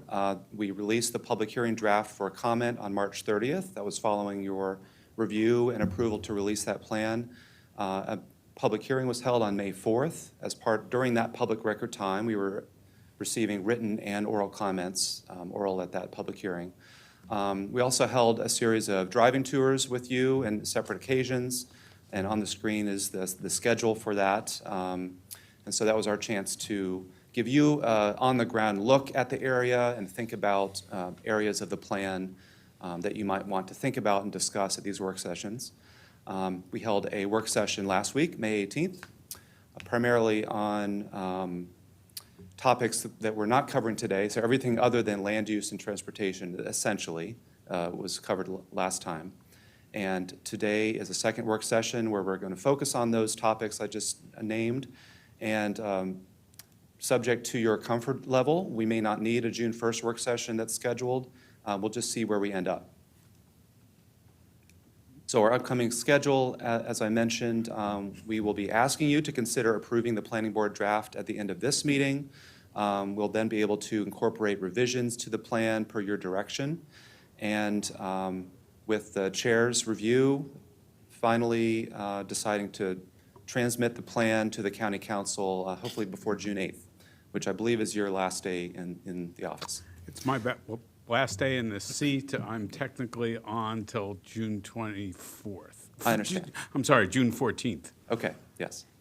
So we're working within that somewhat compressed time frame, but I think we can get this done. And then after that will be a series of meetings and public hearings and review of the same plan that you transmit by the county council.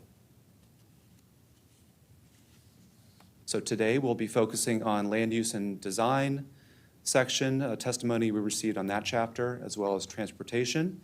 We're going to bring back a little bit on the community health and culture chapter, some testimony we received, late-breaking testimony last Friday, and then a few issues on the environment section. You're also welcome to interject any comments you'd like on any of these topics, but we're going to try to get through our testimony as well. So feel free to let us know if you want us to pause at any point. So the land use and design chapter can be found in pages 34 through 39 of the draft plan.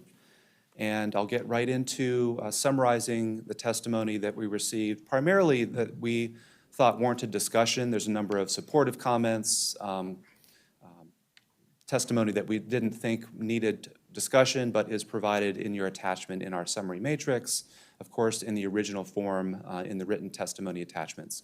I also wanted to mention, you probably saw in the agenda packet that we provided a list of direction that you provided last work session, last week. So that was our attempt to capture all of those comments and revisions that we will be making to the plan from our discussion last time. So one item of testimony commented that there's several activity centers called out in the master plan that may not be consistent with those defined in Thrive 2050. We disagree with this comment. You can see actually the activity centers shown on the image on the right in the blue stars. We believe that there are a range of activity centers in this master plan that are consistent with the range identified in Thrive. Thrive 2050 does not define them as exclusive, so there's an opportunity to add and subtract or expand them based on the direction that Thrive provides. Essentially, they are activity centers commensurate with the growth areas that are identified in Thrive 2050. And so we don't believe there's any change necessary to the plan in response to this testimony, but we want to know how you think about it. Personally, I thought it was direct on, consistent with Thrive. Yeah. I didn't have any problems that way. I see heads okay with that. Good to hear. A couple more items of testimony, getting a little more into specifics. A comment opposing the elimination of park and ride lots. We don't believe that the plan does propose to eliminate park and ride lots. There's conversations about transitioning bus rapid transit park and ride lots into more active spaces that would certainly provide parking spaces for transit use, but could be infilled with other buildings and uses as well, become more of a community amenity. So We disagree with a change based on this comment because we don't think that park and ride lots are being recommended to be eliminated in the plan. So in our tour, we went through the parking lot that had I think the East County Economic Development Building and the East County Rec Center. Right, there's a regional services center and a Yeah. recreation center, yes. Okay. And Grace then Cheney Park and Ride lot. And then during our tour, that was a park and ride lot in that Mhm. area, right? Today it is, yes. Right. And so I asked, if you put new buildings there, what's going to happen to this lot? And then I think it's a free park and ride lot now. And if you construct a building there, I think that the spaces are going to be diminished. And are the park and ride spaces still going to be free for the people who choose to park and ride there? And my concern, and this is a personal reference, is in downtown Rockville, where there was ample parking for the courthouse and access to the governmental services there, they built all these new big buildings. And so now there's a parking issue there with regards to people coming in and out to utilize the services that are required of the citizens. And so I'm concerned that if you do build something on that lot that currently is, that access will be limited, and that park and ride is a good idea, and it encourages people to share in transportation. And then if you limit or restrict or eliminate parking spaces, then it's counterproductive. It doesn't meet the goals and aims of park and ride. And so, and most of the people that park and ride there are either coming to downtown Silver Spring, DC, and it's an advantageous spot. And so I would be concerned about that, and I could see how the community could see it as being an elimination of park and ride. Yeah, I'll jump in really quickly. Patrick Butler, Up County Division Chief. So this is a county-owned property, and it's one of the properties that was identified as highly desirable for affordable housing. So any future interaction with the county, specifically DGS, would take the parking into consideration. Similarly, Burtonsville, there's an affordable housing project that's moving forward at another transit station, and there's existing surface parking, which will be converted to affordable housing and parking structure, and they want to build the parking structure first so that we don't displace the parking that is allowed at the transit center. So I'm going to get ahead a little bit of DGS, but I imagine they're going to do something similar here. They certainly don't want to discourage the parking being allowed at the transit station. So I would suspect they would do, again, something similar here that they're doing in Burtonsville. Why not add a statement addressing this concern, and exactly what you said is that parking should be a consideration as redevelopment occurs. Non-residential parking, so right, commuter parking. So when you say, oh, there's going to be, low-income housing, all right, that's good. But then the commuter parking may be eliminated, and the people who are residing in the residences are going to probably occupy those spaces. I think just based off of, Tanya Stern, Acting Planning Director, for the record, based off of what Patrick shared, I think DGS's intent, from what I understand, is not to eliminate the park and ride parking, but to figure out how to incorporate that as part of a future development for that site. So I think we can look at making sure there's some statement just to make sure that that's clear in the plan. The plan encourages Yes. exactly what you just said. Yes. Yes. And I could point you to a page in the plan that actually does speak to that exact thing, because we did hear that comment during testimony, actually earlier meetings as well with DGS. So page 88, in this activity center that is regarding this area, there's a whole list of discussion about how potential new construction could happen there. And then it goes on to say, and any replacement public parking facility is sized to meet current and future bus ridership demands. You can just So link. it's not speaking to cost. We don't know necessarily what that would be, but it would be commensurate with the demand. because I know that that parking lot is used by a number of different users, as you said, regional services, recreation center. It's not entirely all dedicated to park and ride parking. So we would tried just- to address it that way, but we're happy to Yeah. incorporate any other changes you want to make. I just want to mention for the record that we're also not saying that a better use of that location is affordable housing. Like, that's the idea, right? Like, that's a better use of that space.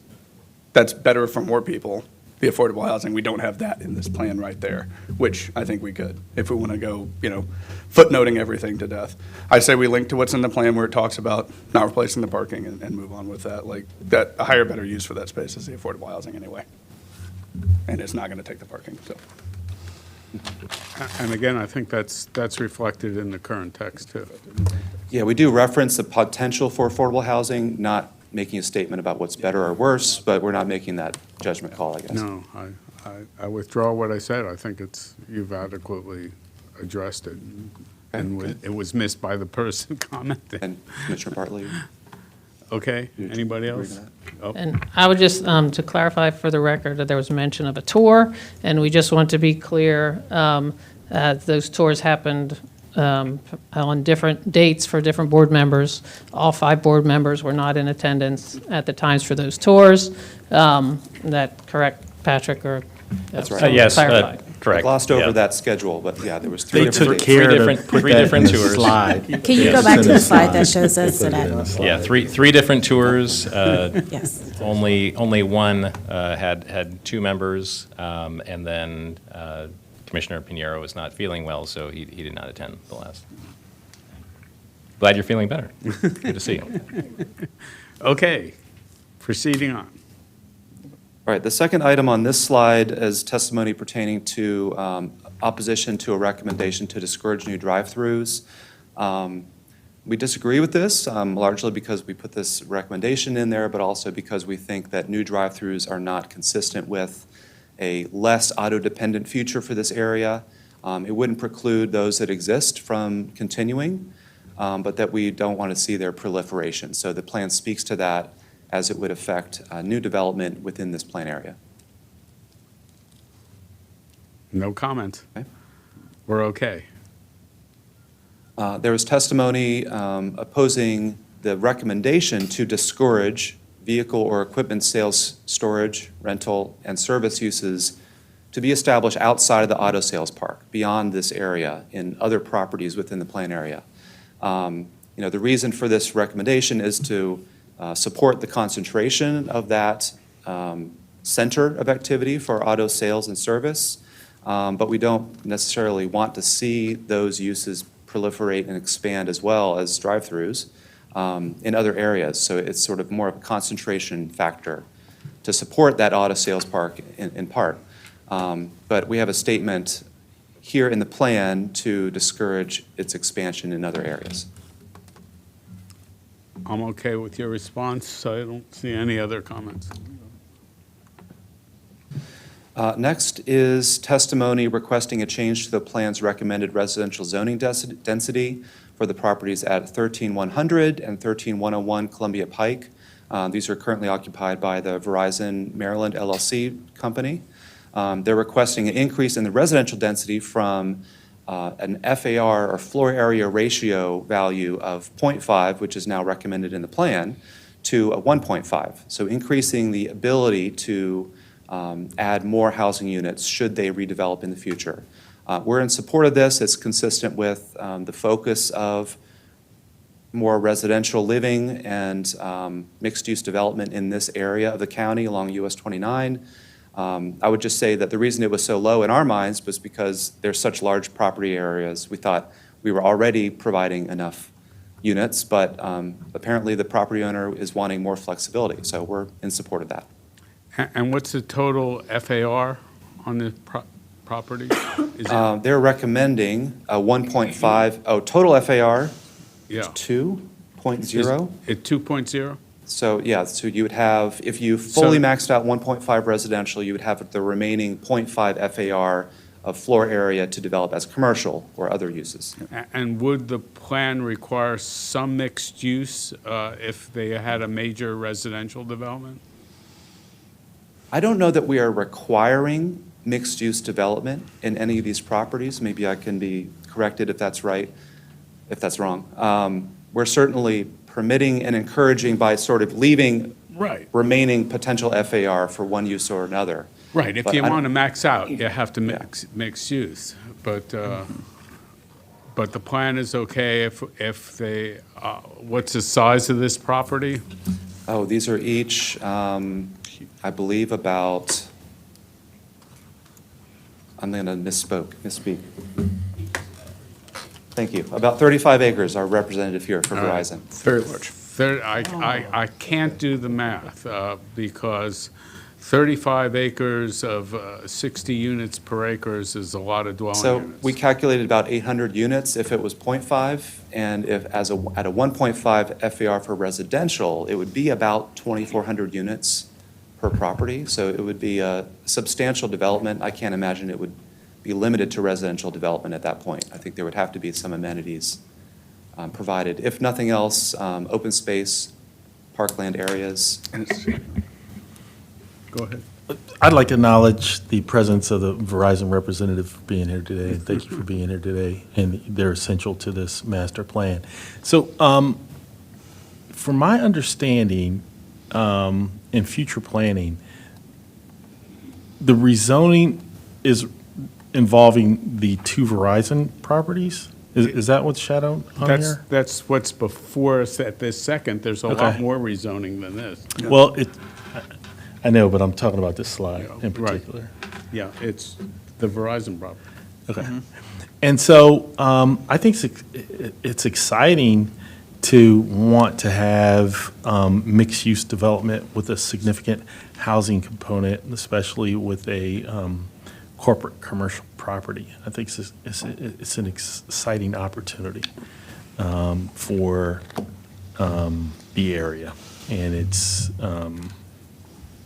what I could envision they could probably do with it is very intriguing. Thanks.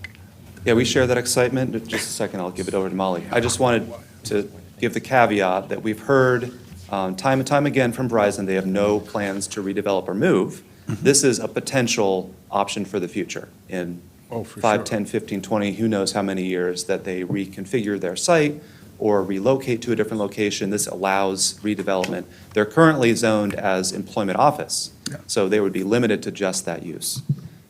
Molly? Yeah, I just wanted to clarify the mixed use and the table that we're referencing on page 78. I know it's on there, but we're mainly talking about the site right now that's zone EOF, and so that's 8B and 9.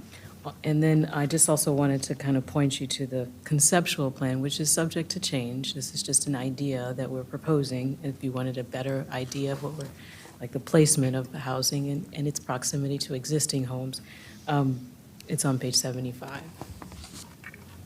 And Chair, I'll go back to your original question. We've encouraged, we've supported, we're recommending a zone that encourages, if you utilize the full density, that there would be a mix of uses. We have not specifically or explicitly required a mix of uses for this redevelopment of this site. Just so we consider it here, so when you get that question down the line, Understood. I freely admit that the market for this type of housing here and structured parking for residential in this area of the county will be a little bit beyond my retirement.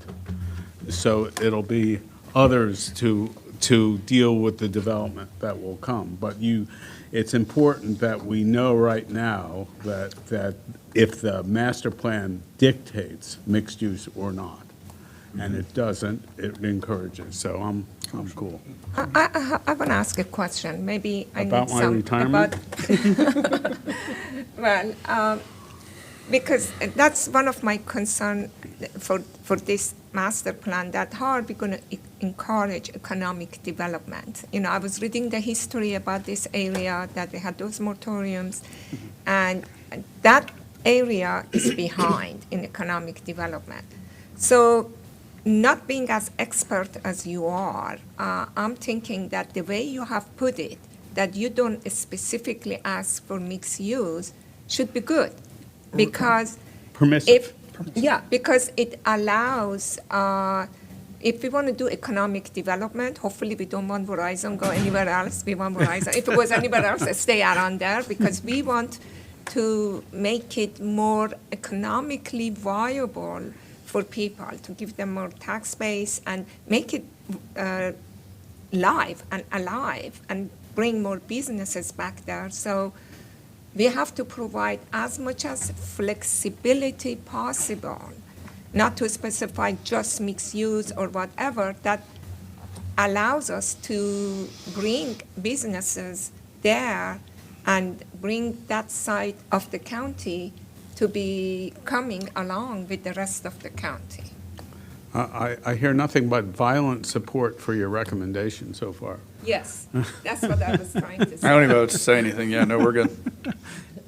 Anybody else? Commissioner Bartley, your mic is still on if you wanted to say anything more. No, just to reiterate the genius of the rezoning to include mixed-use development in this type of opportunity. Most corporations wouldn't squander because they have an opportunity to turn an asset that is not necessarily performing into a performing asset. And so the mixed-use development is very smart. Thanks. And the only thing I'll say is that in my history, I've known this site more as the CMP telephone site as I have for Verizon, but that's just me. I see nothing but support for your recommendation, so let's proceed. Great, thank you. And before I move on, I just wanted to quickly point out, you might see red text here in the bottom.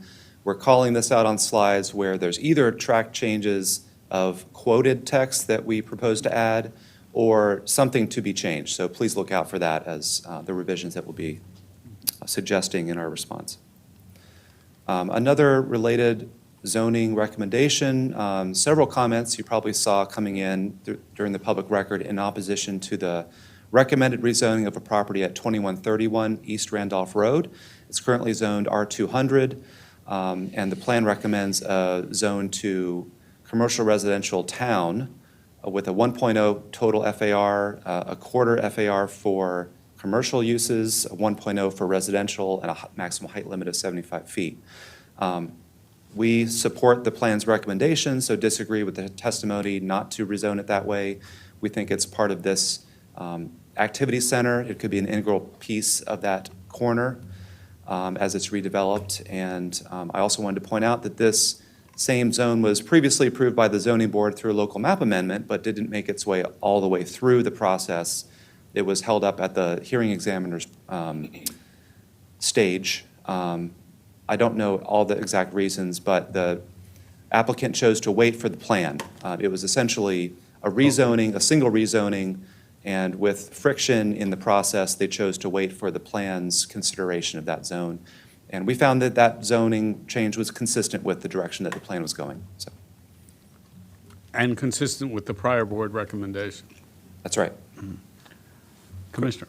Is that for both the 11C and the 13 parcels, or just was the criticism for both the 13? The testimony we received focused primarily, solely on the 13 site. Okay, yeah. Just that little upside down L.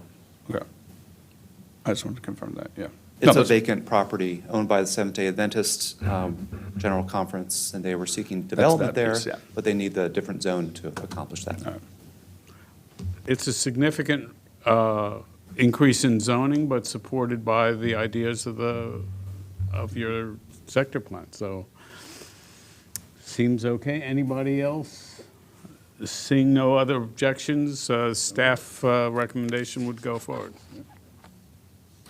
All right, there was testimony requesting that the plan clarify the types of projects in the auto sales park that would be subject to near-term and long-term changes.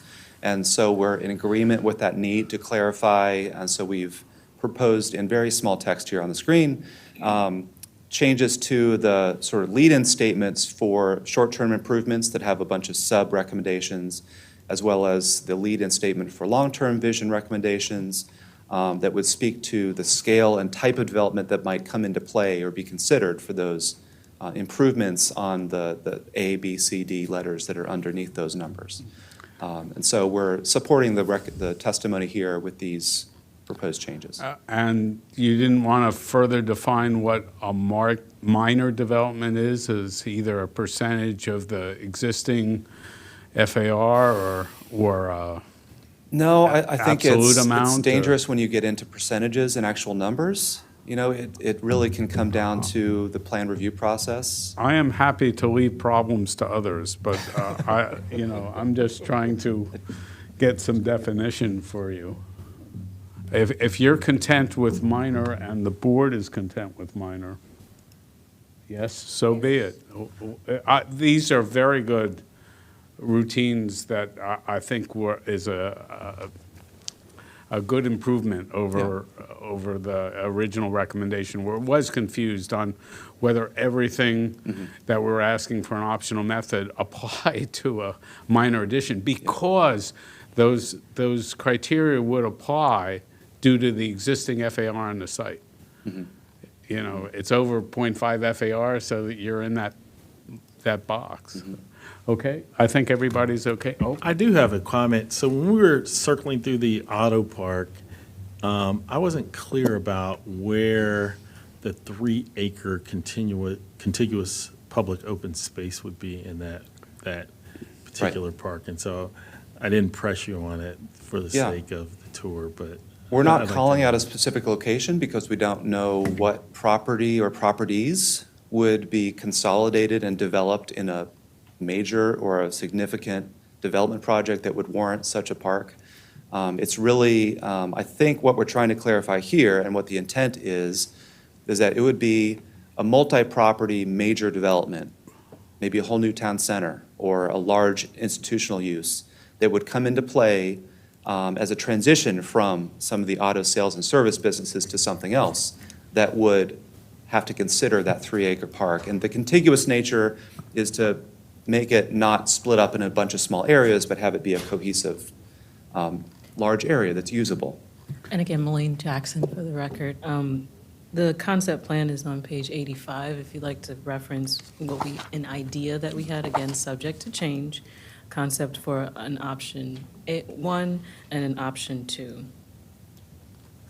but Does that include the restoration of that stream you pointed out? Well, it could.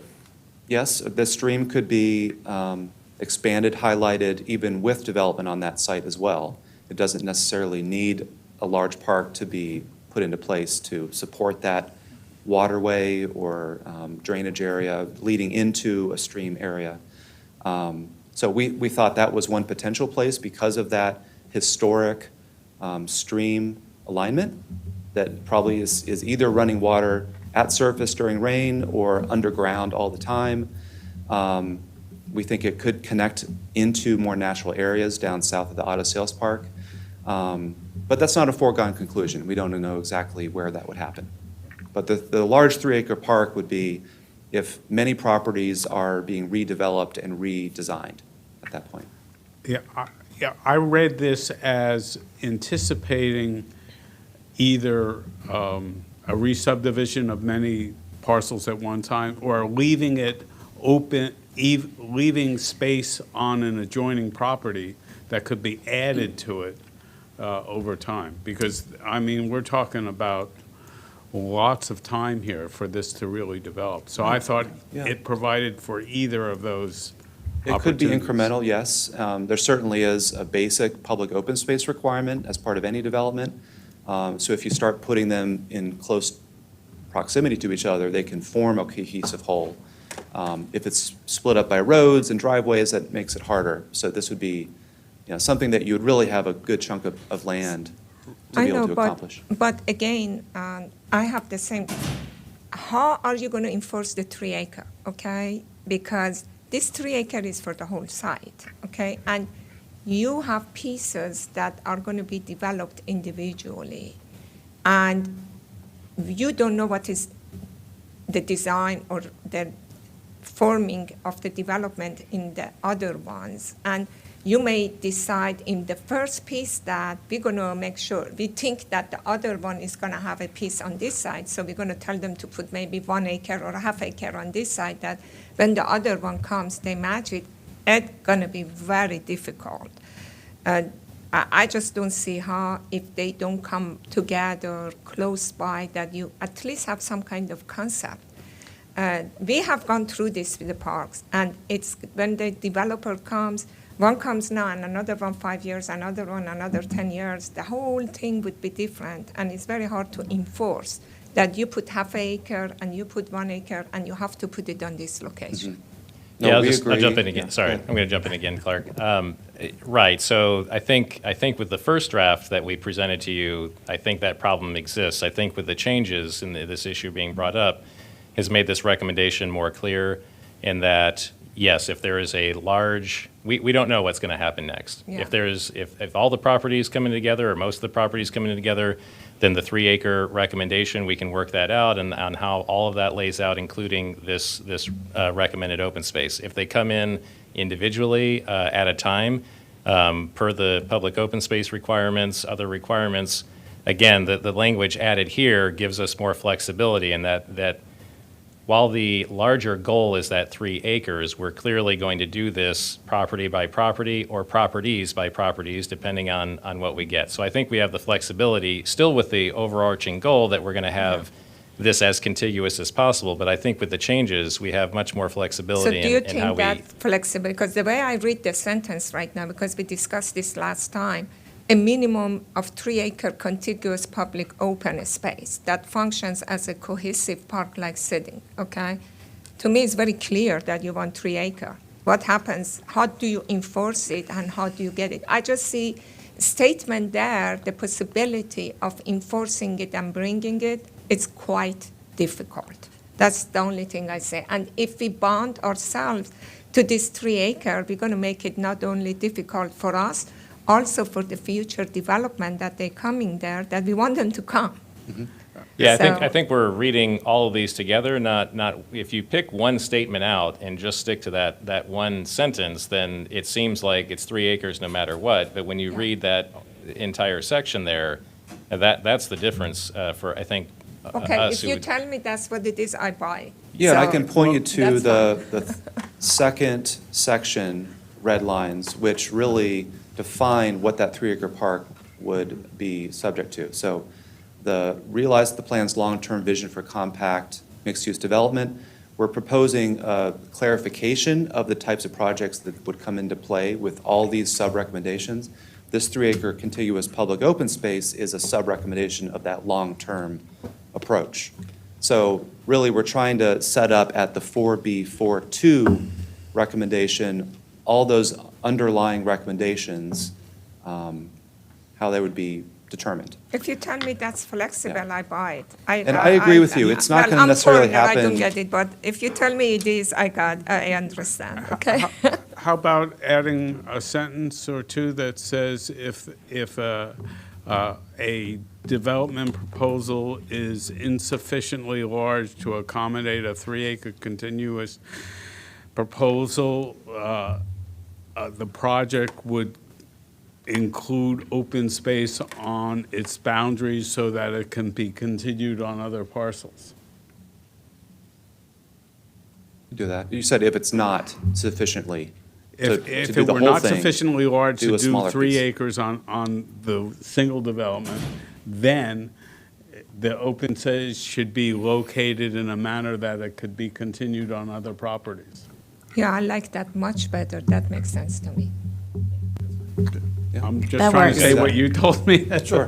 That would work. I mean, honestly, I don't think this would really start happening from incremental single-site redevelopment or revitalization. This would be something that would happen as part of maybe half of the auto sales park. The property owners decide they want to go a different direction or recalibrate how their auto sales businesses are designed. Maybe they have their sales floor over here, but a whole different set of land uses and development in a different part. That would be the sufficient size to accomplish that potentially. So maybe you want to say that it has to be of a sufficient size, the development. Maybe that is the answer. Yeah, Yeah. that sounds right. You know, I want parks, Okay. but at the same time, I don't want to stop development. Add a sentence or two that describes your thought. Just one sentence? I have long Whatever. thoughts. I said you could get two. Okay. Remember, it's $1 a word. And remember, none of us know the future anyhow, so we're trying to anticipate what Right, we're going to get. anticipating the future. Okay? All right, with that change? Okay. Another testimony still at the auto sales park. There's a request not to require the elimination of drive access limitations. So the recommendation is to eliminate the denial of access easements that are in place on Briggs Cheney Road. This essentially doesn't allow driveways or access points from Briggs Cheney Road today. The reason why we're recommending those be considered for elimination is to allow, through redevelopment, potential access points with either access into a parking garage or the front end of a building. It could be for loading customers, anything like that. So just as properties come in to be redeveloped, considering they could remove that denial of access overlay. Yeah. As well, there's concern with the testimony not to trigger underground utility requirements. We are recommending undergrounding of utilities as a general recommendation in the plan, but we don't want to necessarily get into the extent to which that happens. That's really left up to the development review process in our minds.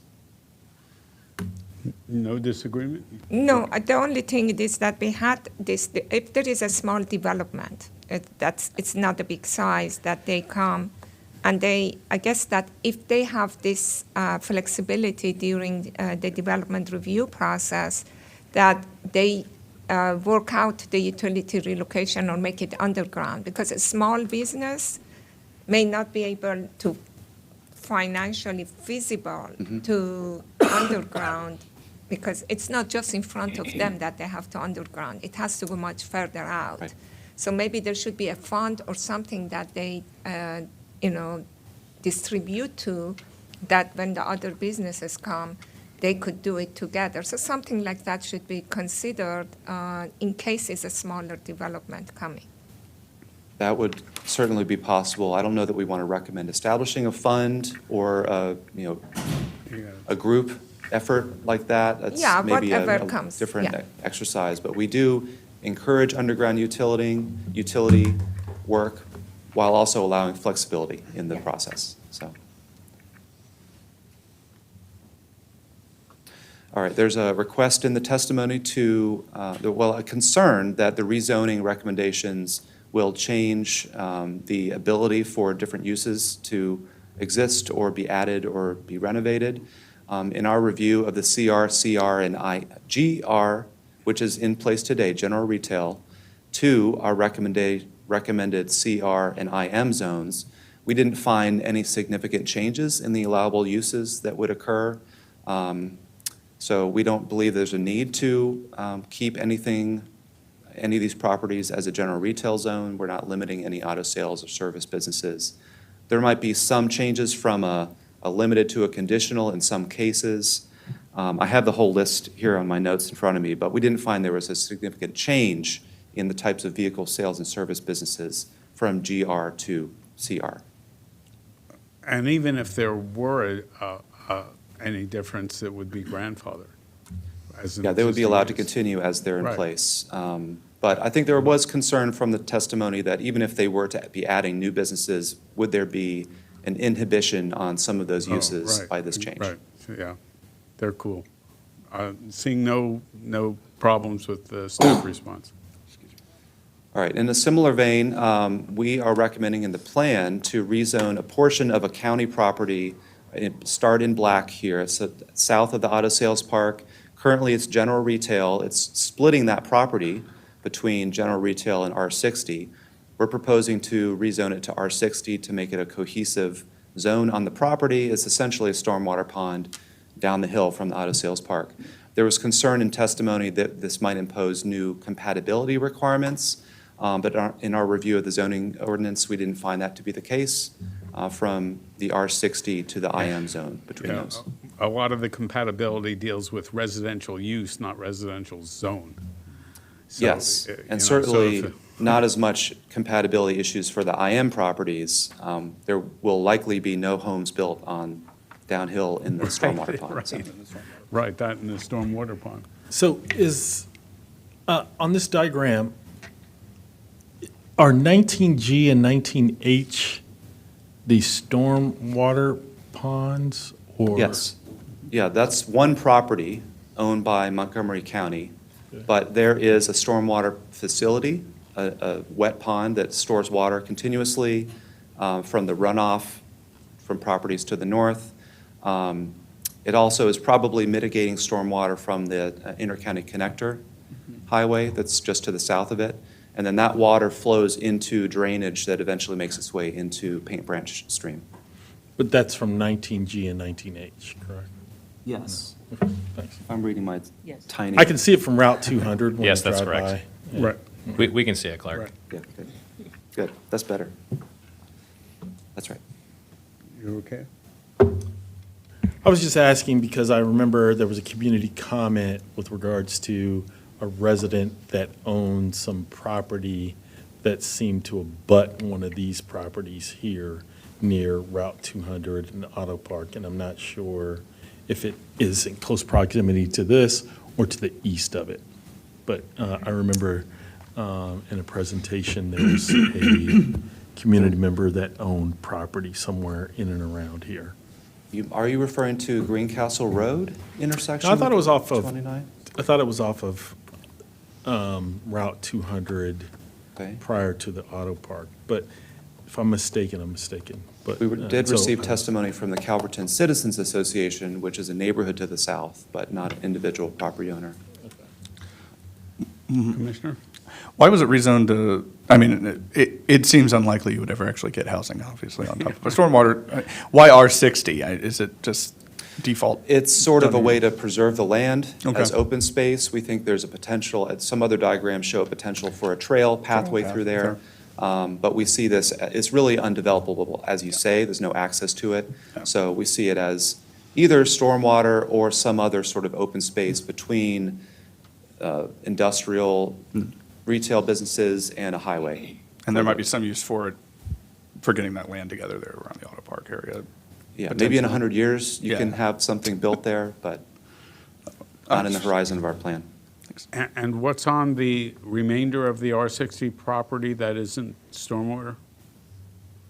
It is entirely the county property that functions as a stormwater the whole pond. There's some property- the whole- forest. Yeah, there's Right, so- forest stands and open Oh, okay, space. okay.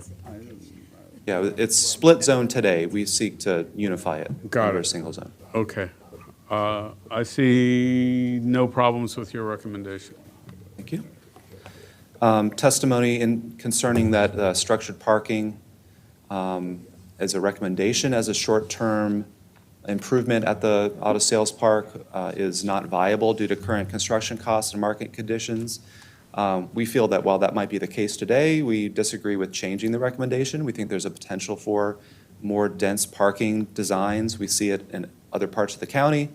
That might be with different property value situations, but we think there's a potential for it here. So we want to allow that to happen sometime in the future and not avoid it because of current market conditions. I mean, even in the old world zoning, if you were above a 1 FAR, you were into structured parking. So your zoning sort of commands structured parking in the long-term future. Right, there's very low That FAR built that- today there. That is the nature of the density and having a car-oriented area. See no problems? All right. Well, that concludes our land use and design section. We want to move into the transportation section. Testimony we received on that. And these next two slides are very similar. They are regarding a potential interchange at US 29 and Industrial Parkway, Tech Road. This first item of testimony requests revising the plan's recommendation against building interchanges to conduct a more detailed traffic study. I think there's concern that there would be impacts to White Oak or developments within that area. I'll just go quickly to this next. Yeah, did it go next? Okay. A related item of testimony concerned that recommending against an interchange at Tech Road in US 29 would change the situation of what is understood as potential joint interchange between Tech Road and Industrial Parkway, the sort of one side access on one road, another side access on another, and that there might be unintended consequences to property impacts. You know, we are taking a whole different approach to interchanges in this plan than in previous planning efforts, especially the 1997 plan, essentially recommending that there be no new interchanges on US 29. It's not the future that we envisioned for this highway, but are allowing for the industrial parkway interchange that's approved in the White Oak Science Gateway Master Plan to be allowed, considered, should it prove necessary. So we're sort of putting the onus on that interchange on what's already adopted in the White Oak Science Gateway Master Plan, and those intersections that exist in the Fairland and Briggs Cheney Master Plan, moving away from that as the approach for transportation, the transportation system at large. You know, there's a number of different ways to move around. One is by car, bus, biking, walking. So we don't think the interchanges are necessarily compatible with that future for multimodal, safe travel. So we just wanted to bring this to your attention and ask for your input. I don't know if there's any other. Could you say why it's not? Because maybe, I don't know, there was interchange and you're going to, we're going to bring BRT, we're going to put bikeways and everything. Why having an interchange and just instead of a traffic light or anything else, it's not inconsistent with the modal transportation? I never knew that interchanges are no good. Well, there's certainly different designs for how Yeah. interchanges can be made. One is the big clover leaves that take all four corners. Another is more compact Yeah. urban styles. In any cases, you're raising the road up. Yeah. So you have grading, you have, the slope impacts, and that doesn't allow you to bring buildings close to the street. That essentially separates the roads from having the ability to cross as easily back and forth. So I don't know if anyone else can provide. Well, you could bring the road up or you could bring it down, depending that how you want to develop the areas. Bridges could go either over or they could go under, and depending on the development. And it does change some of the plan in regard to, traffic. I agree that it's going to impact because you were thinking about a faster moving traffic and now it's going to be slower traffic. I'm just curious. Yeah, because I I'll jump haven't in here seen- too for a moment. Patrick Butler again. So one, as part of our existing conditions and the work that we've done in this community, Highway 29 interchanges, they really divide this community in particular. They divide communities in particular. And so this recommendation is consistent with many of the plans that we brought forward to the board over the last several years now across many parts of the county that our way of measuring traffic and movement has changed. Our switch focus from the single occupancy vehicle and how quickly we can move thousands of cars through an intersection has changed. We're taking a more multimodal approach, putting much heavier emphasis on traffic and pedestrian mobility, rolling mobility, whether that's bike, wheelchair, et cetera. So, it's consistent with what we've been doing across many parts of the county and trying to bridge this east-west divide that exists right now within this particular plan area.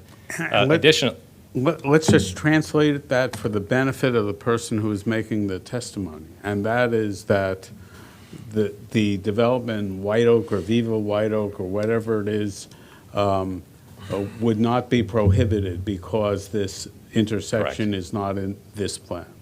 Is that correct? Correct, yes. We are not amending the White Oak Science Gateway Master Plan's recommendation to consolidate these interchanges and place it at 29 in Industrial Parkway, if it's needed. Okay. Thank you. Anything else? No. Commissioner Bartlett?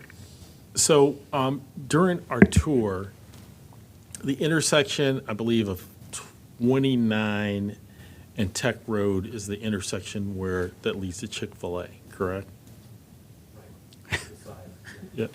All right, and then just above Tech Road is the 29 interchange with Randolph Road or Cherry Hill Road, correct? So I do see the difficulty in having a interchange there because there's one right up the road, but there is a problem there. So the intersection is problematic for pedestrian travel.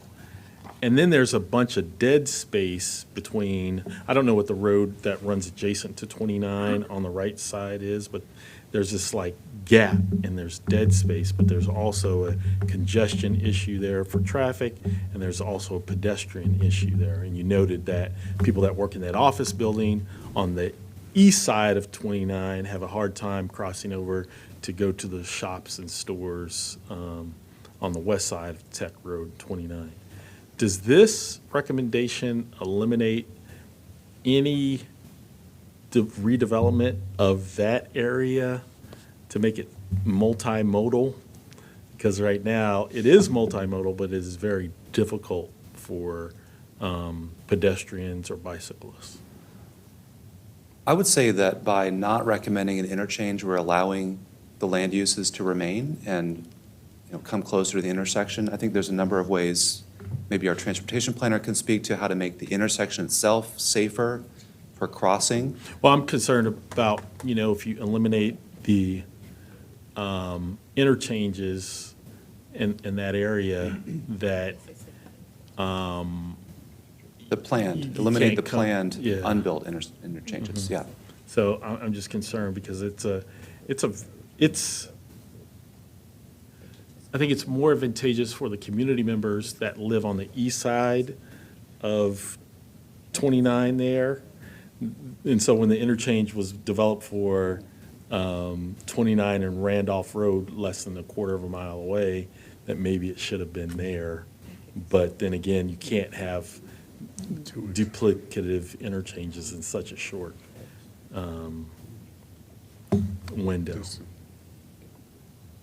Yeah, I don't know what the spacing requirements on a highway are. Yeah, but I mean, it just doesn't make sense. It would Yeah, probably- I guess, like Patrick was saying, we just think an interchange being plopped down on an intersection like this has many more consequences than just allowing traffic to move faster as one of the I only know benefits. one of the problems that Chick-fil-A wouldn't like, they would get bypassed. Like people would just not think about stop and see them, or TGI Fridays, Panera Bread, or all those stores there.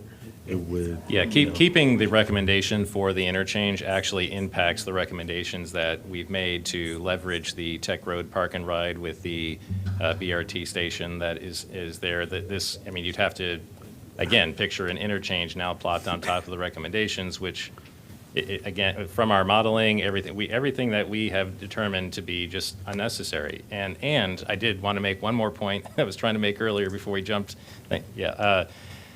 If and when there is economic development in this area in terms of public dollars, perhaps like is occurring at Burtonsville, we want those public funds to go into transit and these improvements that'll really bridge this divide, rather than going towards interchanges and more highway facilities like this for, again, the single occupancy vehicle, which is unbelievably costly.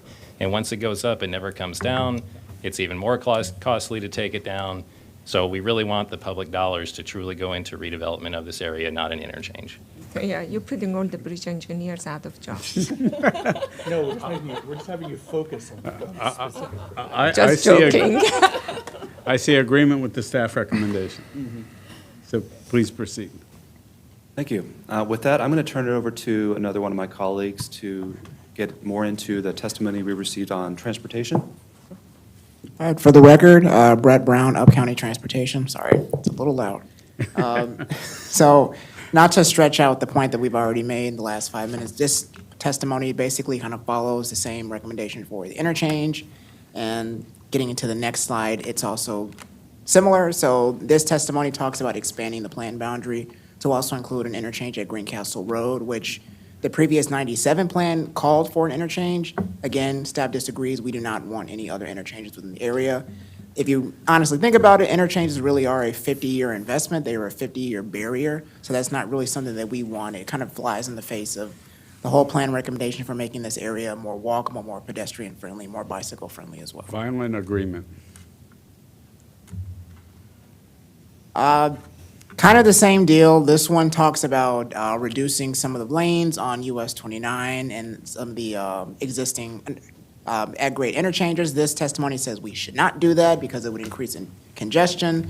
Obviously, our response is no. But that's kind of counterintuitive to a lot of the more pedestrian-friendly and more bicycle-scale recommendations that we're lodging in the plan. The next one. Are there any questions? Sorry, I don't want to go too fast. If anyone has Commissioner questions. Bartley, I thought you're okay. No, we're okay. Okay, cool. All right, let me know if I'm going too fast. I'm sorry. Second, other testimony we got was about recommendation for roundabouts. I will say currently there are 2 roundabouts that are partially within the plan area. So there's one at, I believe it's Fairland Road and Brahms Avenue. And then there's a second one, not even a quarter mile at Fairland, the intersection of Fairland, Musgrove, and Marlowe Farm Terrace. Staff disagrees. There isn't a blatant recommendation for a roundabout within the plan, but rather the plan seeks to at least study the feasibility of implementing a roundabout at certain intersections, namely Briggs, Cheney, and Castle Boulevard. Any questions before I move on? Awesome. Seeing none.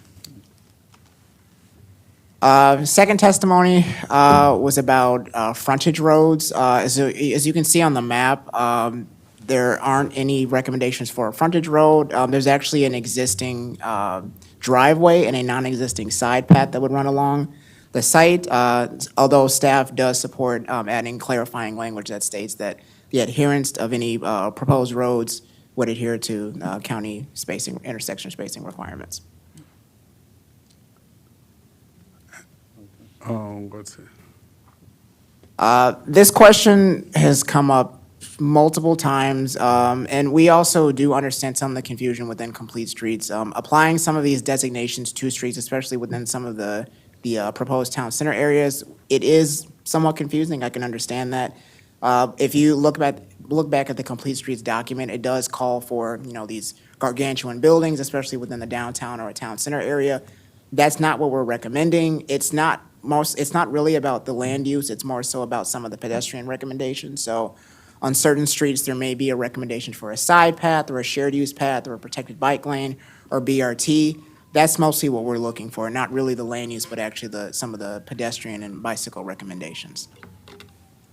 But like I said, this is a question that has come up a lot, and we do understand how within complete streets, it does look like we're applying this area type to a specific area, and it seems like we would be asking for tall buildings, but that's not what we're looking for. It's mostly just about pedestrianizing the area. And you're not even asking for the downtown designation, are you? You're asking for town center designations.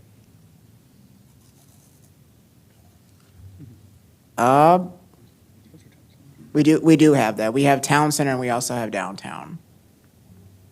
Yeah, we're identifying this is Clark Larson for the record again. We're identifying a downtown context area in the southern part that would be adjacent to the downtown White Oak area too. So we see it as sort of a adjacent extension of that White Oak downtown area in order to provide continuous facilities on either side of 29. And within that, you're asking for the correct street type. Right. Okay. No other comments here? Let's see here. Did I skip one? Okay, sorry. Okay. So this one talks about limiting the extent of the area designation for Briggs Cheney Town Center to only the CR and CRT zones. So since most of you were on the tour with us, a lot of the density behind Briggs Cheney Marketplace is very misleading. It's somewhat comparable to a downtown Bethesda or a downtown Silver Spring. You have a lot of older multifamily properties. You have tall apartment buildings. You have single-family attached. There is a lot of density, again, that's very misleading. So we don't really want to take away that designation, just given the fact that there's a lot of pedestrian activity, some bicycle activity, and then we also have the intensity of some of the BRT and then the Z8 that runs along in the area. Any questions? None. This testimony was related to establishing a reduced speed limit on Greencastle Road. While staff does agree, based on the actual street typology, I believe the current speed limit is 30 miles per hour. Greencastle is an area connector, so the speed technically should be 25. Unfortunately, that's outside the purview of this plan. Staff can make the recommendation, but we can't outright, tell MCDOT, hey, this needs to be a certain speed, but we can definitely make the recommendation. So we do understand this feedback. Okay. Second, this testimony is pretty much similar to the one about Greencastle. Again, the elimination of some of the accel decel lanes leading to Fralin Rec Park are under the jurisdiction of both MCDOT and Montgomery Parks. Again, we can make the recommendation, but it's ultimately up to the two latter agencies to make that decision. I mean, there are park areas, the parking areas along that might have XL decel lanes, if I recall. Yes, yeah, there's a bike lane that runs north, and then to the right of the bike lane are the XL decel lanes that lead into the park. Yeah. Oh. No other comments? No, we're fine? So this testimony pertains to electric vehicle charging stations, EVs. One of the questions was about requiring new developments within the area to have a certain requirement for electrical vehicle charging stations. Staff does disagree. We believe that establishing a greater countywide ZTA would probably be more conducive rather than just something that's specific to the Fairland area. The second part of this testimony is about electrical capacity for charging stations. Again, staff does agree that this is important, but this is well outside the scope of the master plan. Agreed. So now we're moving into some of the bikeway recommendations. So this testimony kind of follows a little bit about Greencastle Road. That has been a pretty big comment from a lot of different residents within the area. Currently, there are bicycle facilities on Greencastle Road, not just that we're expecting within the plan area, but also within the bicycle master plan. There's also limited right-of-way, unfortunately, and this commenter was talking about adding protected bike lanes.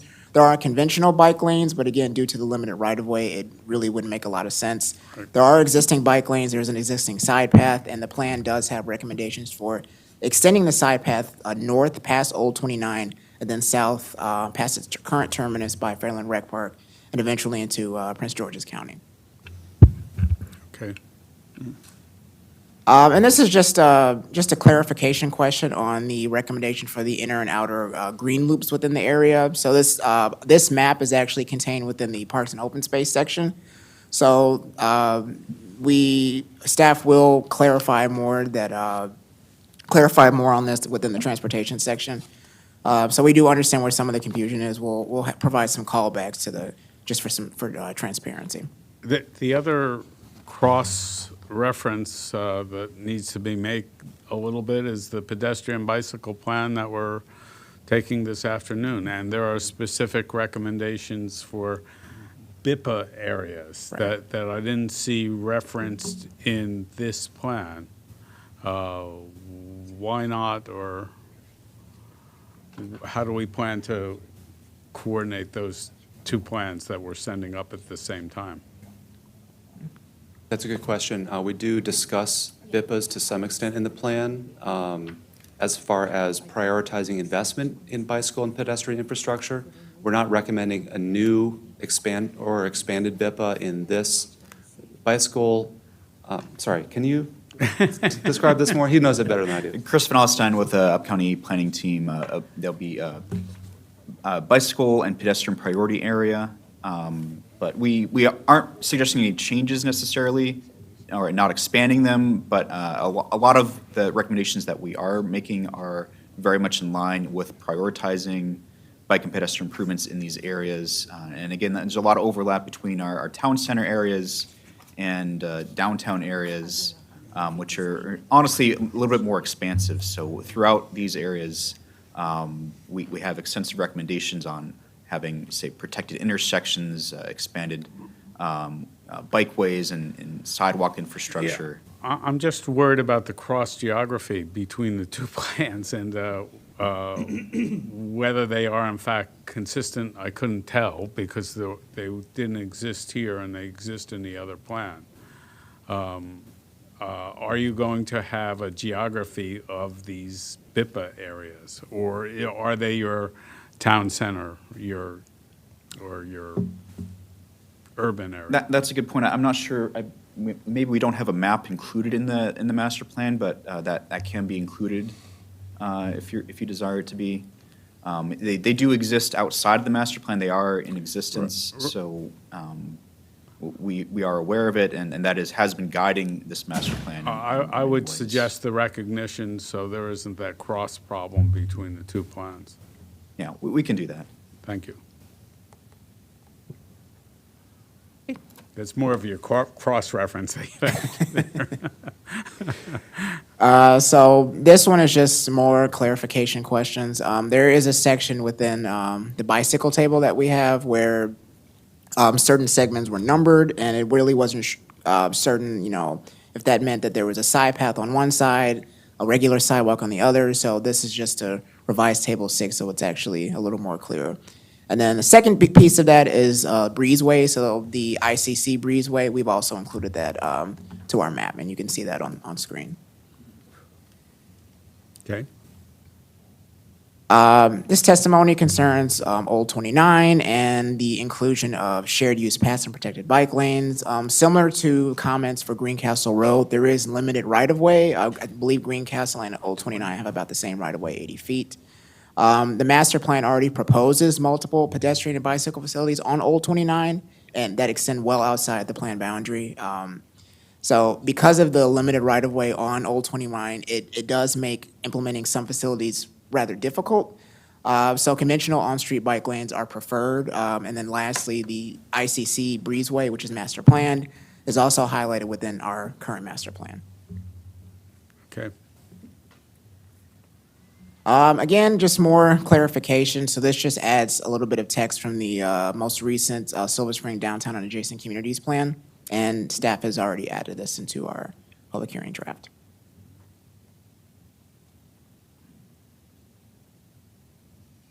So this testimony discusses floating bus stops, which are, although they are a best practice, this testimony talks about having floating bus stops on Greencastle Road. Unfortunately, there is limited bus service on Greencastle. There is a parking ride right at the kind of the corner tip of Fairland Rec Park at Greencastle on Turbridge Drive. Again, there's limited service. It basically just ends there before it goes back down Ballinger toward Roby Road. Again, for any kind of improvements to like the actual buses themselves and the bus stations, we would defer those recommendations to both WMATA and MCDOT.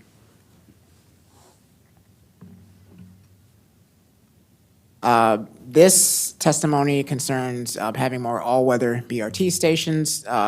Staff does disagree, although this is a comment that came up a lot. So we did add some language to have enhanced station design to account for the weather at existing and proposed BRT stations.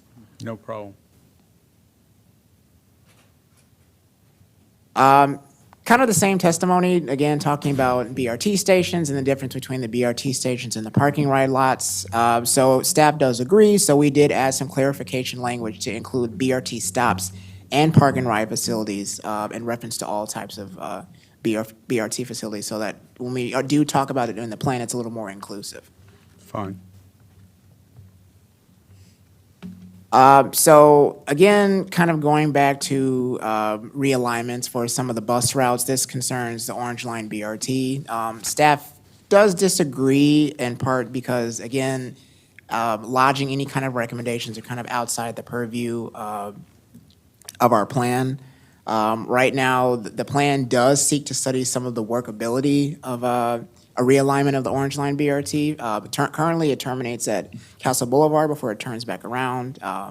So with that possible studied alignment, there would be a connection between the Briggs Cheney Park and Ride and then Fairland Rec Park, which again, going back to some of the testimony before, Greencastle Road there really is starving for some kind of transit connectivity, especially with the Z8 basically ending, and there really isn't a connection, really lack of pedestrian and then a lack of transit connections to Fairland Rec Park.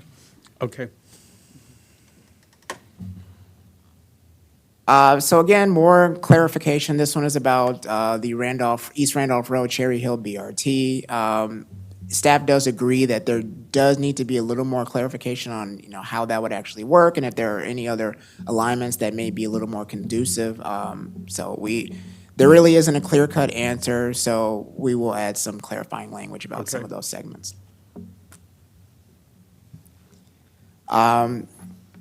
So this testimony is about implementing road diets on Briggs-Cheney Road in addition to other major arterials within the plan area. Staff wholeheartedly agrees. Again, this goes back to the greater goal of the plan to make the area more pedestrian-friendly, more bikeable, and also implementing better transit. You can study the feasibility of many things. This is fine. So this question also stays on US 29, but it also includes clarification language about a BRT station at Briggs Cheney in 29. So we don't have a picture, but there's a similar configuration in LA. I believe it's also the orange line where it's in the median of the expressway and there's stairs and everything going up to a nearby road. So staff does support adding some clarifying language about that. Again, this is about BRT, and not to really beat a dead horse too much, but while the plan does lodge a lot of robust recommendations about transit connectivity on US 29, modifications to any of the existing BRT service is well outside the scope of the plan. So again, any Agreed. kind of recommendations, we would defer that to MCDOT. Okay. Let's see here. Again, kind of going back to the previous comment, I'm sorry, this is a little back and forth. This is about establishing conditions for local, regional, and private bus shuttles. That's somewhat outside of the scope of what we do. The plan does obviously support a lot more transit connectivity and more local bus service, but a lot of those improvements, again, would go back to deferring to WMATA and MCDOT. Okay. This testimony is about expanding Flash BRT into Howard County. So for a little bit of background, Howard County is in the thralls of completing Phase 1 and Phase 2 study of a BRT system along US 29 that would connect from Columbia, possibly to Ellicott City, and maybe to Baltimore in the future. We will, again, provide more clarifying language on how that will actually work. Obviously, there's a lot of more interagency coordination that would have to happen, but it is a recommendation. It is something that Howard County is currently studying. Okay. And I will pass it on to Chris. Again, for the record, Chris Van Alstyne, just going to quickly talk about travel analysis. We do have to apologize. We did include this section on travel analysis in the report. It is now in there, so that is a new section. Then briefly. Excuse yourself. And then just very briefly what the travel analysis looks like. We're just going to talk about very abstractly. Everything looks great. Just the broad shapes of these figures. What you want to see is something similar, if not declining, which is exactly what we see. So very minor changes. There are slight reductions in travel time for vehicle travel time, person travel time, and VMT per capita. And the one thing that you do want to see increase is what's called the NADM score, the non-auto driver mode share. So people, basically everybody who's not driving alone in their car, you want to see that increasing, and that's exactly what we do see. So that is now in that section for travel analysis. And this will be in the body of the section? That is correct. That is in the body of the report. Just for my clarification, when you say non-auto driver mode, that is anybody that is in the bus or transit or bike or walk. Or HOV. But yes. HOV is auto driver mode. Well, One is a driver. So it's that the whole broad category of anybody who is not themselves driving their own car Okay. is in this broad category. So if you're a passenger Right. in a car, an HOV, you're in that NADAMS category. If you're a transit rider, a bicyclist, a walker, you're still in that Carpool, category. everything. Carpooling, Okay, exactly. got it. Thank you. Any other questions on this? Nope. And then just last, a couple, not particularly transportation related, but we did have comments that we should include some reference to Ultra Montgomery in the plan, which we will include, as well as some commentary on freight being a priority for at least at the federal level. US 29 is a designated freight corridor, so that is now included in the plan. Okay. And that is it on transportation. And thank you. We have about 20 minutes more. Yes, so, okay, I'll fly through these. These are fairly quick and more administrative than anything, but for the record, Malene Jackson, co-leading the Fairland and Briggs Cheney Master Plan. Okay, so this is really about a positive comment that we received about the food system study. Staff agrees, we're going to include it in the CIP table. Moving on to environment. So there was comments about visibility having to do with tree plantings. Staff disagrees because there's security, I'm sorry, the purposes of visibility and security could be addressed other ways. We honestly feel like, excuse me, I'm kind of losing my voice at the same time. Sorry. We don't support a special treatment for tree plantings. I think you kind of get that. I'm going to move on. Okay. All right. This one also is administrative in nature. We're just going to, we could just want to clarify and mention the climate action plan in Sure. this section. And implementation. So with regard to, we're just going to add a column to the CIP table that includes pages and section references, another administrative change. That's good. Bike and pedestrian section, focused areas. Yes, we agree with this. Specific improvements can be added to the CIP table, another administrative change. Okay. More clarification on whether the Randolph Road BRT lanes is long-term implementation. Again, another thing to be added. The design study could be listed in the short term. So that's a different table, but that's table 15, just adding something to the table.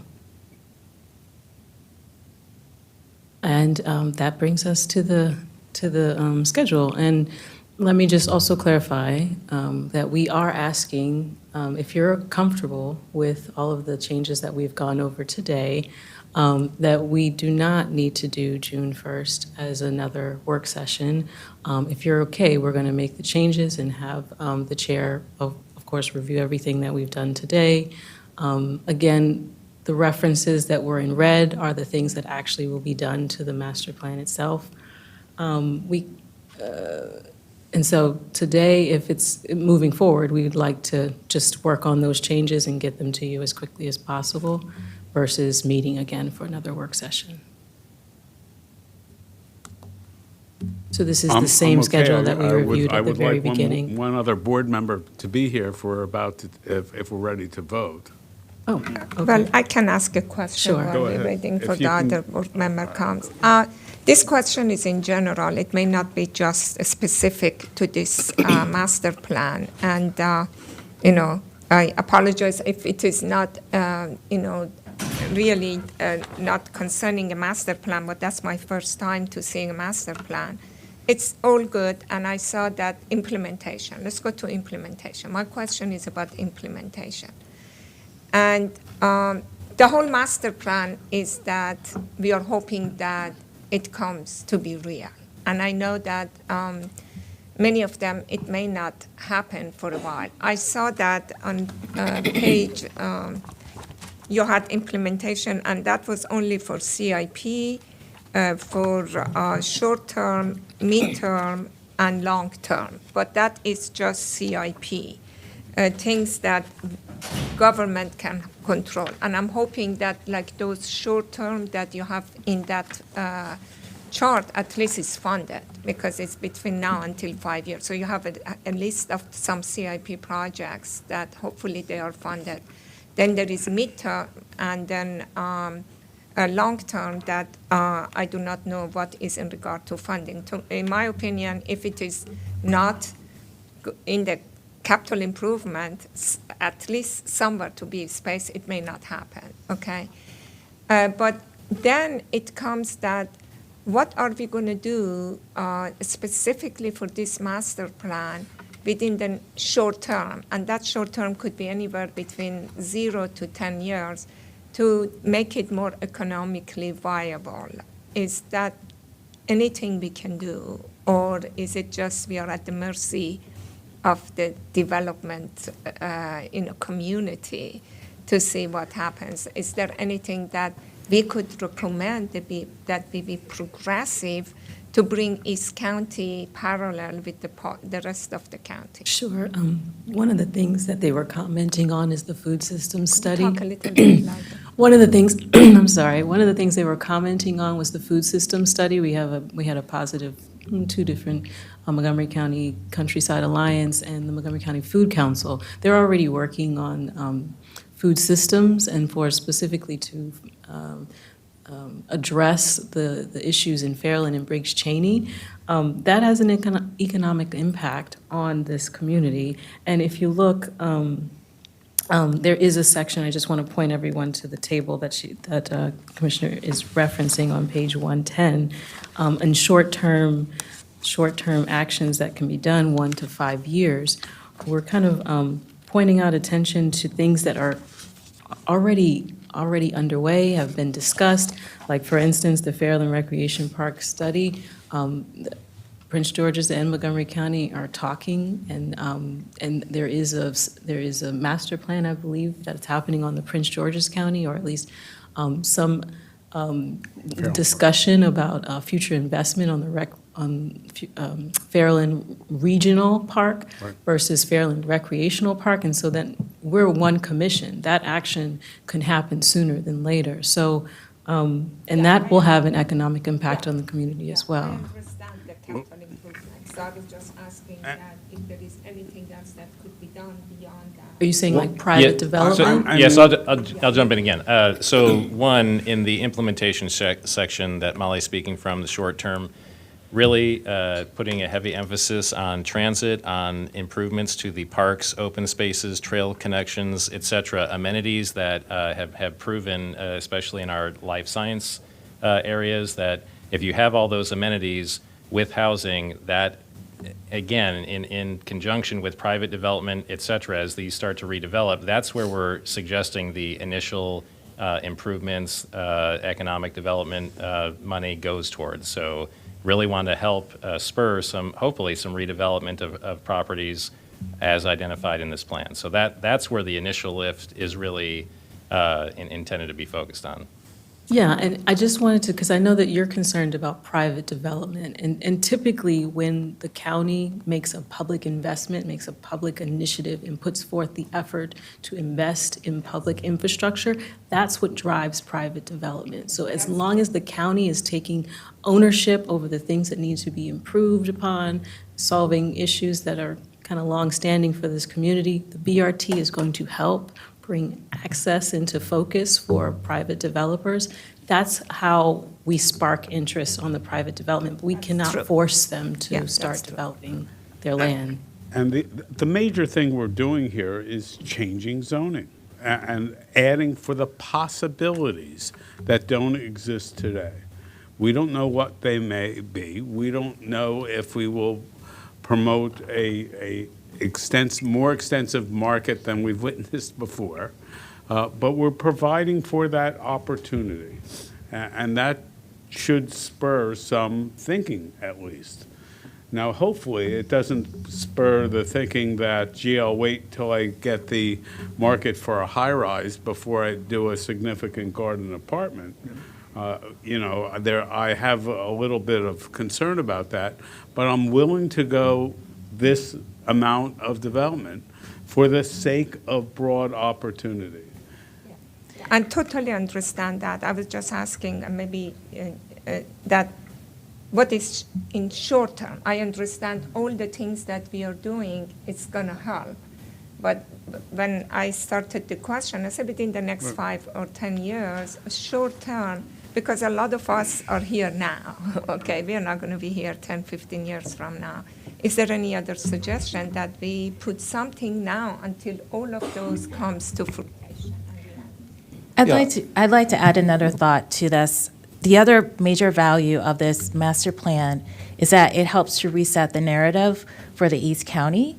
As we all know, before Thrive Montgomery 2050 put 29 back on the map, so to speak, as a focus area for growth, this was a part of the county that was intentionally determined to not receive the same amount of growth as other parts of the county. And so this master plan is taking the next step beyond Thrive, saying, yes, the East County deserves the same investment, both public and private, as other parts of the county has received. This master plan is very much, in addition to the zoning changes, creating a new narrative for this area and saying that this is an area that is worthwhile for receiving both public investment as well as private investment, as well as receiving the wide variety of amenities that the residents there would like to have that other parts of the county receive. And so part of this is doing some messaging to the private sector as well, that this is now a priority area for the county. And so this is another reason why you should take another look at this. Yeah. And I really appreciate, thank you for bringing that up front, because it was very interesting for me when I was reviewing the history. I said, oh my God, now I know why this part, and I used to live there for 10 years, why this part of the county is behind. It was intentional. We had put those, so I don't know. At least that's how I saw it. I'm sitting here just holding my tongue since I was part of that history. Oh, okay. And we had a council member who insisted that Route 29 was not a growth corridor. It was the boundary of the border of the I-95 corridor, but wasn't a growth corridor itself in the context of the corridors and wedges plan. Mm-hmm. And I lived through all of that, and now I'm living through this. So I would appreciate a recommendation to allow the staff to amend the plan as indicated. Allow me to approve their changes and proceed to submit this to council. I'd like to move that we approve the plan with the changes amended and allow you to approve it and send it to the county council. And I second it. Any further discussion? And thank you for staff for Thank you. Lots of questions, bearing with us on these proceedings. All those in favor say aye. Aye. Aye. 5-0. Thank you very, very much. Thank you. Good work. Good work. All right. I think we're adjourned. Can we? All right. We're going to try to come back at 1. No, excuse me? Food's not here.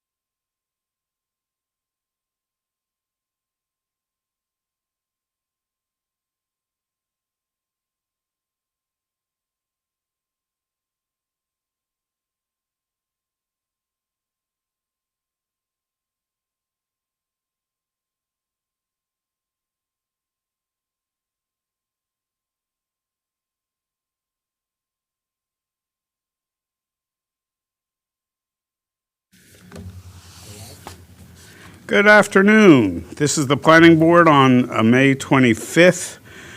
We are on item 10, the Pedestrian Master Plan Work Session number 4. Hopefully, we'll get through the plan and send it on to council from here. With that, I'll turn it over to Eli. Thank you. And forgive me for using your first name. That's all right. Good afternoon. My name is Eli Glacier, for the record, the project manager for the Pedestrian Master Plan.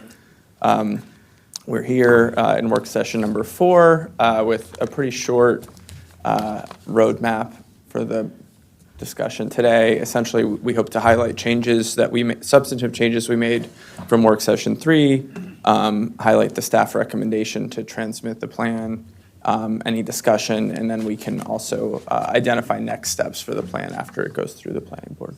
So with that, I think probably the highest profile change we made as part of after work session 3 was regarding the sidewalk program. We had a lot of back and forth about this over the past 2 work sessions.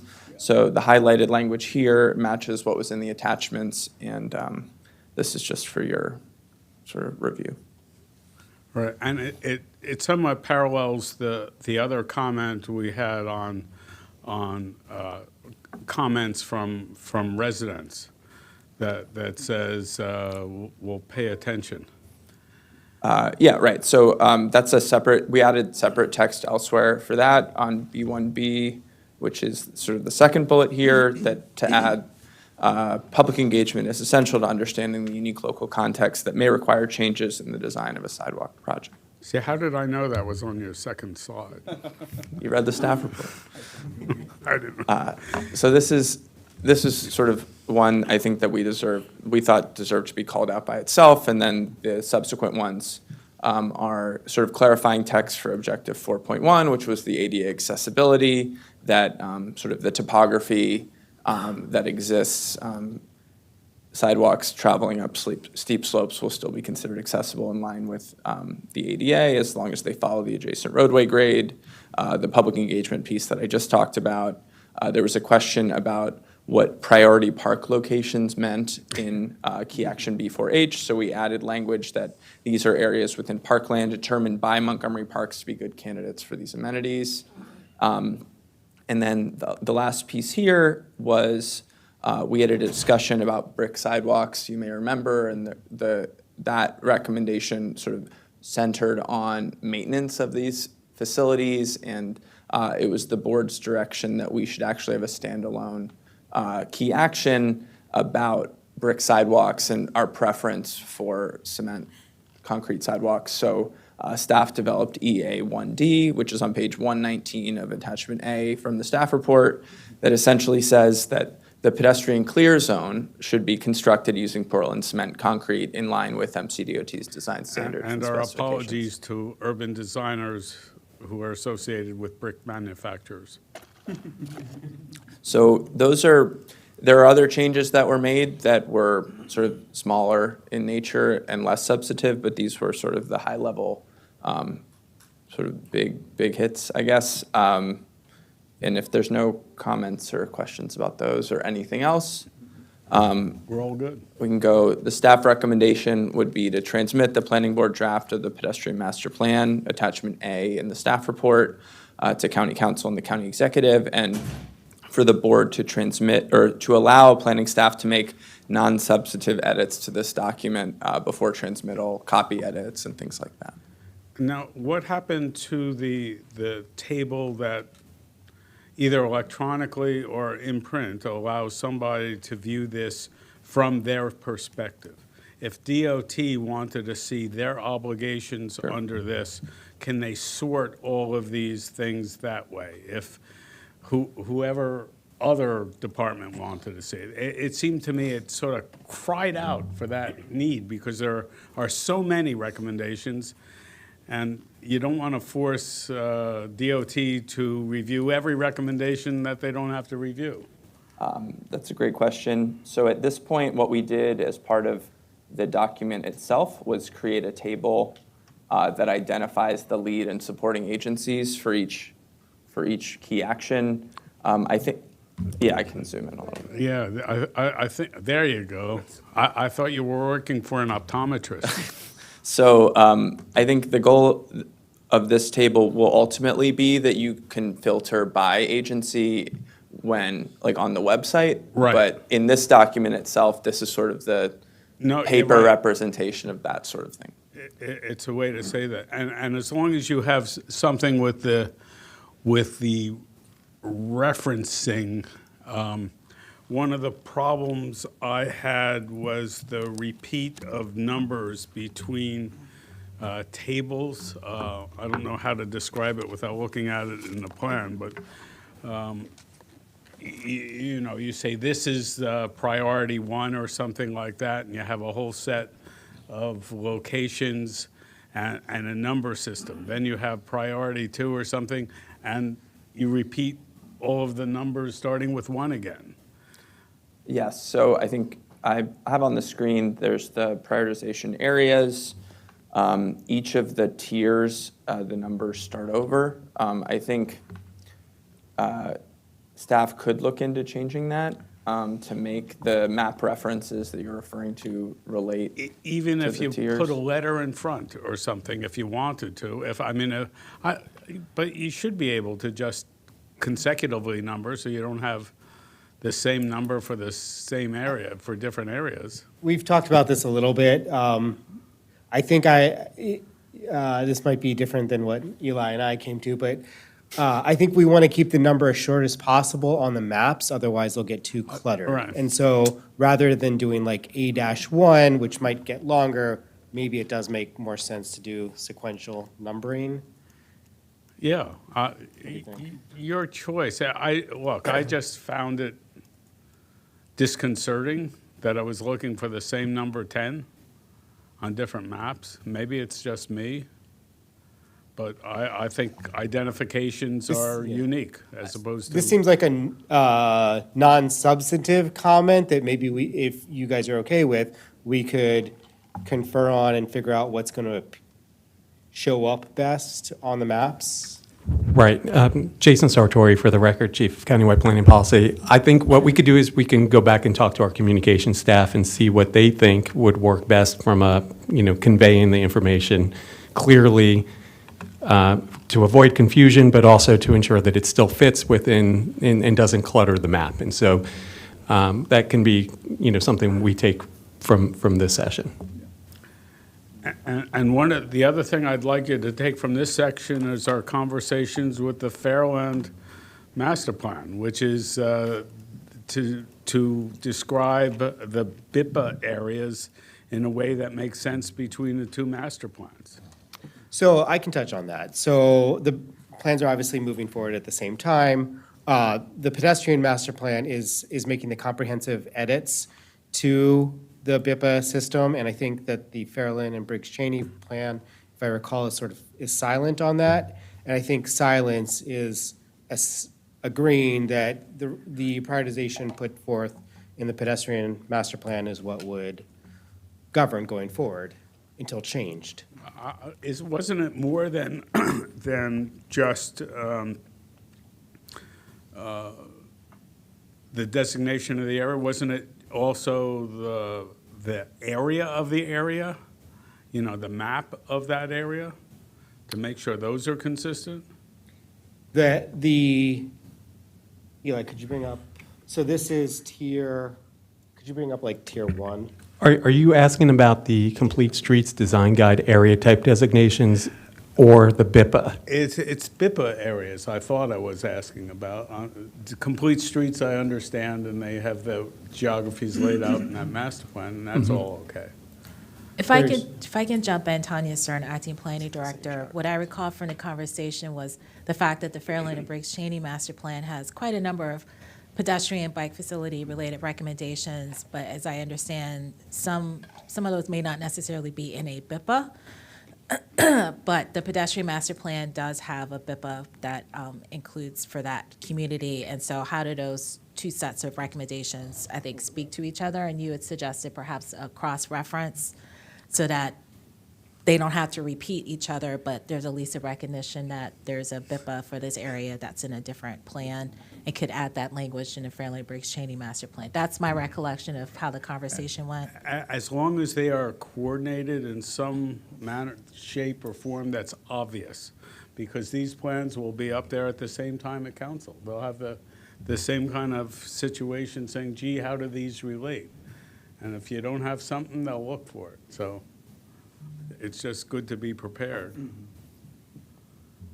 Sort of stuck on how to respond here because I don't recall what the references to the Fairland Briggs Cheney, in the Fairland and Briggs Cheney plan to the BIPAs are. Well, I think in some way, it's not really for us to put into this plan because there will be plans going forward. There are plans now that make reference to BIPAs, and we're not going to make reference in here to every other master plan that makes a reference to a BIPA somewhere. So I think maybe in that plan, I know that you've got some final edits that you'll be approving on that. Maybe there could be a line or sentence Exactly. that makes I want it reference in the to Fairland the, plan. Right. to what's in the pedestrian master plan. Right, that's, Yeah. I think that's what the We can- discussion right, was. yeah. I mean, this plan is what it is. Right. Just alerting you to that we're working on the other So thing. we will coordinate with their staff on potential language moving forward. So I want to make sure I'm clear. The request is for us to work with the Fairland and Briggs Cheney plan team to include language in the Fairland and Briggs Cheney master plan? I think my understanding is just to, a cross-reference to say that the BIPAs are in a different, the BIPA's in a different plan. So just have a reference in the Fairland and Briggs Cheney master plan that the Fairland BIPA is in a pedestrian master plan. Something like that. Even if you have a future reference that says future master plans may recommend additional BIPAs, I don't know. Modifications to, BIPA geographies. yes. Yeah. We could put something like that in the pedestrian master plan. I think that's what subsequent master plans do regardless. I know. But if you feel that it's clearer, we can certainly find a place to put that in. I think so. Okay. Okay, so I guess that's the staff recommendation, but before any voting or anything like that happens, I just wanted to share next steps. We would transmit the planning board draft to county council, the county executive, the public libraries. We would go through the normal sort of notification channels for the planning board draft, master plan planning board drafts. And another next step is we will finalize and transmit the climate assessment for the master plan. So we'll come back to the board with a climate assessment for the board to transmit to council. And then we will participate in the county council's public hearing and work sessions about the plan moving forward. And isn't there an evaluation up at council on equity? There is an equity analysis that the council does. That's the Office of Legislative Yeah. Oversight. They provide racial equity analysis for, actually, not for master plans. They do that for legislation. With regards to master plan, the county's racial equity law specifically only references that the planning board must consider racial equity in its review of master plans. But the OLO does not do a racial Okay. equity impact statement for master plans. They do it for legislation and, I think, ZTAs. Is there evidence in here that we've undertaken that review? Yeah, we have a racial equity and social justice statement as part of the master plan that identifies all of the ways the planning process and the planning document itself sort of bring equity to the forefront and take look at incorporated diverse voices and diverse perspectives and things like that. All right, now let me switch chairs because Commissioner Bartley isn't here. And one of the things he says is that, there were two things he says. Number one, that even automated speed cameras pick out racial minorities because they are rushed to get to the job and they have no choices.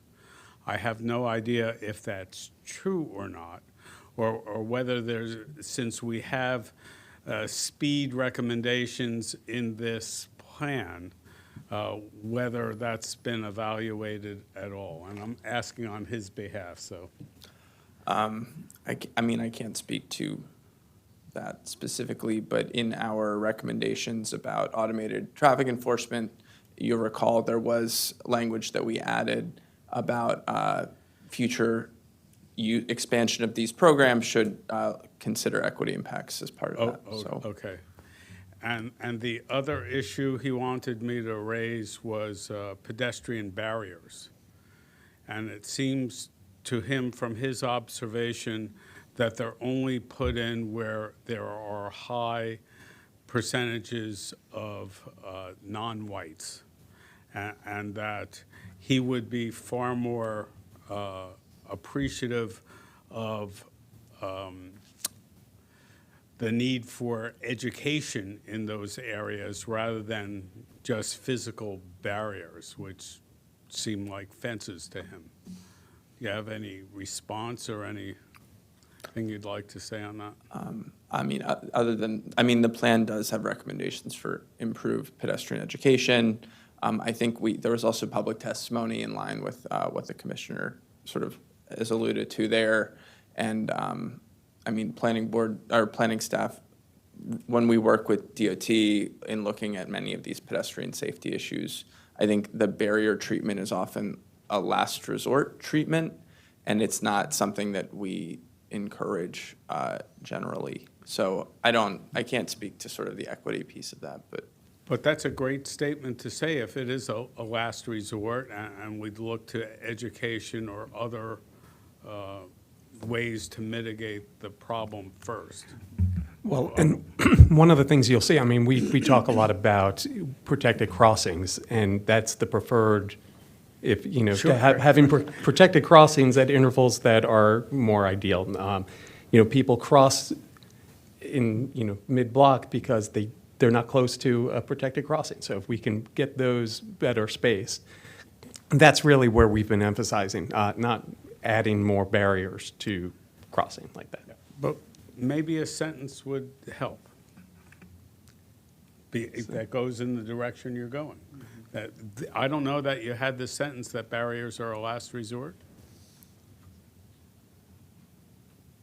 So I think just building on what Mr. Sartori said, I think we do have recommendations in the plan about protected crossing spacings, and I think part of that is also tied to bus stop locations. I think where we've seen barriers across the county, I think Randolph Road at Beers Mill comes to mind. There are bus stops that are located in places that really encourage not crossing at the intersection. I can testify. So one of our recommendations, this plan is really trying to address the root causes of those unsafe crossings and not trying to provide a Band-Aid, which is what the barrier is for like an underlying issue. So I think that we're trying to identify, fix the root causes of those issues. But you don't want to put in the one sentence that says barriers are a last resort? Do you have a recommendation for where we would put this? Because we've got the document up, we can pull it up and we can put it right in, but I just don't know, we don't have a discussion about those, do we? Pedestrian barriers aren't really. Pedestrian barriers, but they're barriers, of course they're not moving. Well, they're not. Oh, they're not? Yeah, I was just doing a search for.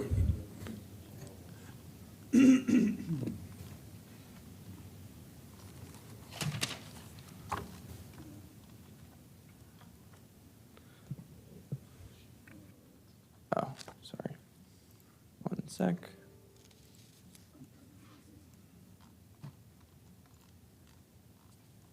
All right, so this is the plan.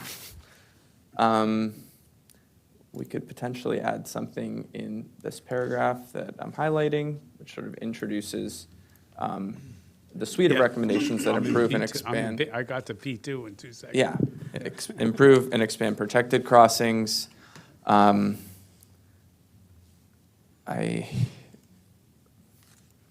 This is fun, isn't it?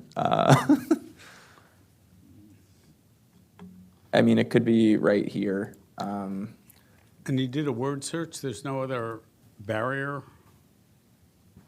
discussion? I don't remember it from reading it, but barriers, fences, fencing, pedestrian barrier, various versions of all that don't really come up. Oh, sorry. No. Short way of saying that. I don't remember on my read-through anywhere there, and all my search versions don't come up with anything off the top of my head. I think that's, P2 is probably What do a you think? Yeah. place to do it. There you go, barriers or fencing, all right. There you go. So I added text, barriers or fencing that limit pedestrian crossing should be a last resort. Is staff satisfied with that? Is the planning I board think that's comfortable with that? a good thing. Okay. Okay. I'll get the non-vote of a commissioner. So while we're doing this, should we just add in the language you've asked for about BIPA prioritization? Yeah, do you have a place for that too? Yeah, so if you go to the beginning of the BIPA section. Sure. And I have a sentence. Can you change it so that it shows all track changes? This is the clean version. Oh, okay. So this is the version Okay. that we will transmit. Oh, But this, yeah, show it as you're doing it so that it shows up as a Show track it as change. track changes. Yeah, while you're making the change. It makes it easier for us to see up here. There you go. I can type it. and Yeah, Give me a I had a section number. location. is there a section number I can go to see where you are? On attachment A, it's page 134. Thank you. So I would suggest perhaps adding, again, on page 134, the second paragraph from the bottom. It starts, "The prioritization in this plan is a guideline based on the best available information at the time the plan was approved by the Montgomery County Council. This prioritization should be reassessed as part of the pedestrian master plan biennial monitoring report based on available resources, lessons learned, and to ensure consistency with the goals of the plan." And then perhaps we could add something like, "Furthermore, future master plans may recommend changes to the BIPA prioritization included in this plan." Does that work? Well, it's not just they might And recommend new and BIPAs. geographies, right? Yeah. Yeah. Just say these changes to BIPAs. No? Well, the That's BIPAs are the geography and the Yeah, right, it's prioritization. Geography and prioritization, so, okay. Maybe switch geographies and, yeah. There you go. This is inventive. Yeah. We're trying to be responsive. Yeah, immediately responsive, so. Okay. Other items? Anything else? No, I think that helps, you know, because you'll always get the question, do I have to go back and amend this plan because I'm doing a different plan? You see what I mean? And I don't want to absolutely require it. You may want to, but, you know, we get to the fact that when you do a master plan, we say this is also amendment to 20 other plans. Yes. And that gets to be an unresearchable thing to know what that other plan is. But that's just me, having used this stuff before. Okay, what else we got here? That's all. That's all? Just the staff recommendation. Anything else from commissioners? Wow, I gotta say, this is one remarkable plan, and I have been so impressed by the data that went into this. Just remarkable. And my congratulations to the staff on this one. I think this is an award winner down the way. I'm delighted that there'll be a minor association with my name on this. You know, although I got to tell you, you know, I had to admit my association with the Fairland Master Plan in the event this morning. And 40 years later, that wasn't so positive. So but it was good at the time. Right, it was good at the time. So this is just remarkable. So from here, we'll send it directly on to council, and they will set a public hearing. Correct. And we'll see how it goes from there. With all those amendments, I'll entertain a motion. I move that we transmit the planning board draft with the amendments to the county council and county executive. And I second it. Okay. Seeing no further discussion, all those in favor say aye. Aye. Aye. And we have a 4-0-0. Thank you very much. Thank you very much. You.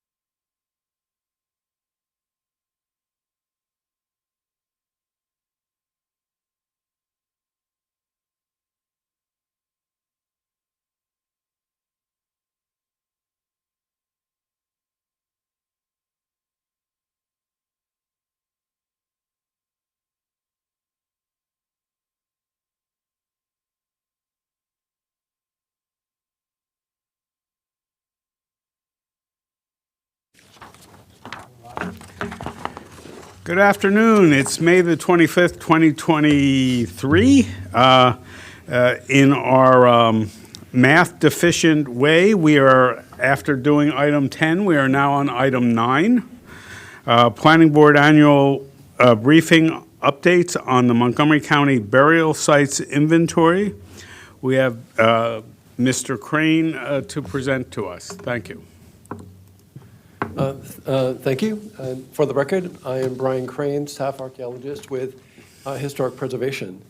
And I'll bring up our slides.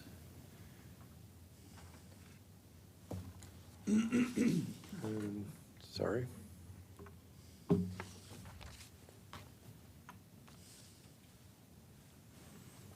Mouse isn't working. Well, it's working, but it's not responding to any clicks. Sorry. I never have expectations that the historian is the expert in modern technology. Actually, I use computer applications quite a lot, but this one is not. It's not quite. Historians, maybe not archaeology. Just a PC. So in my undergrad one.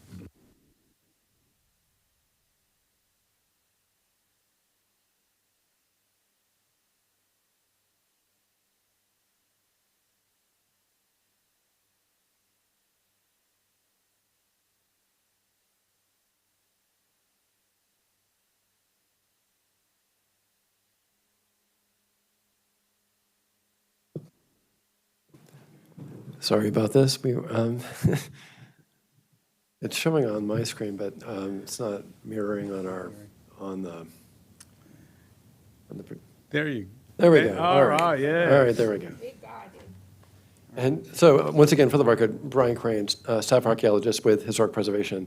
And just to defend my computer application skills, so on this slide, you'll see at the top, the two middle images are actually, it's a grave marker in one of our cemeteries here in the county, and it's a normal photograph. And as you can see, you can't really make out the inscription at all.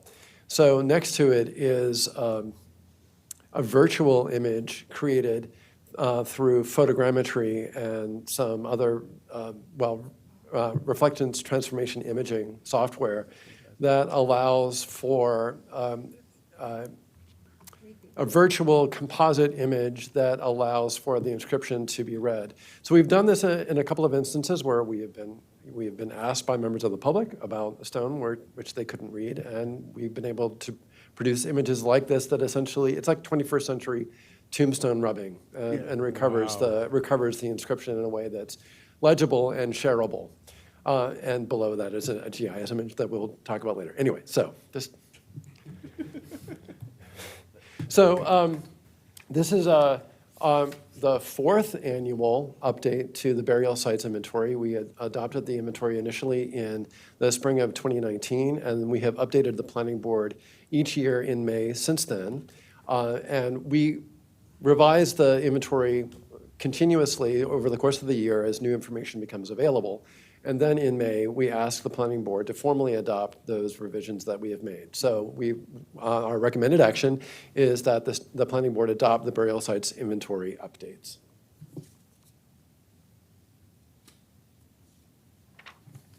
So in my presentation this afternoon, I plan to give a little bit of an introduction about the burial sites inventory program.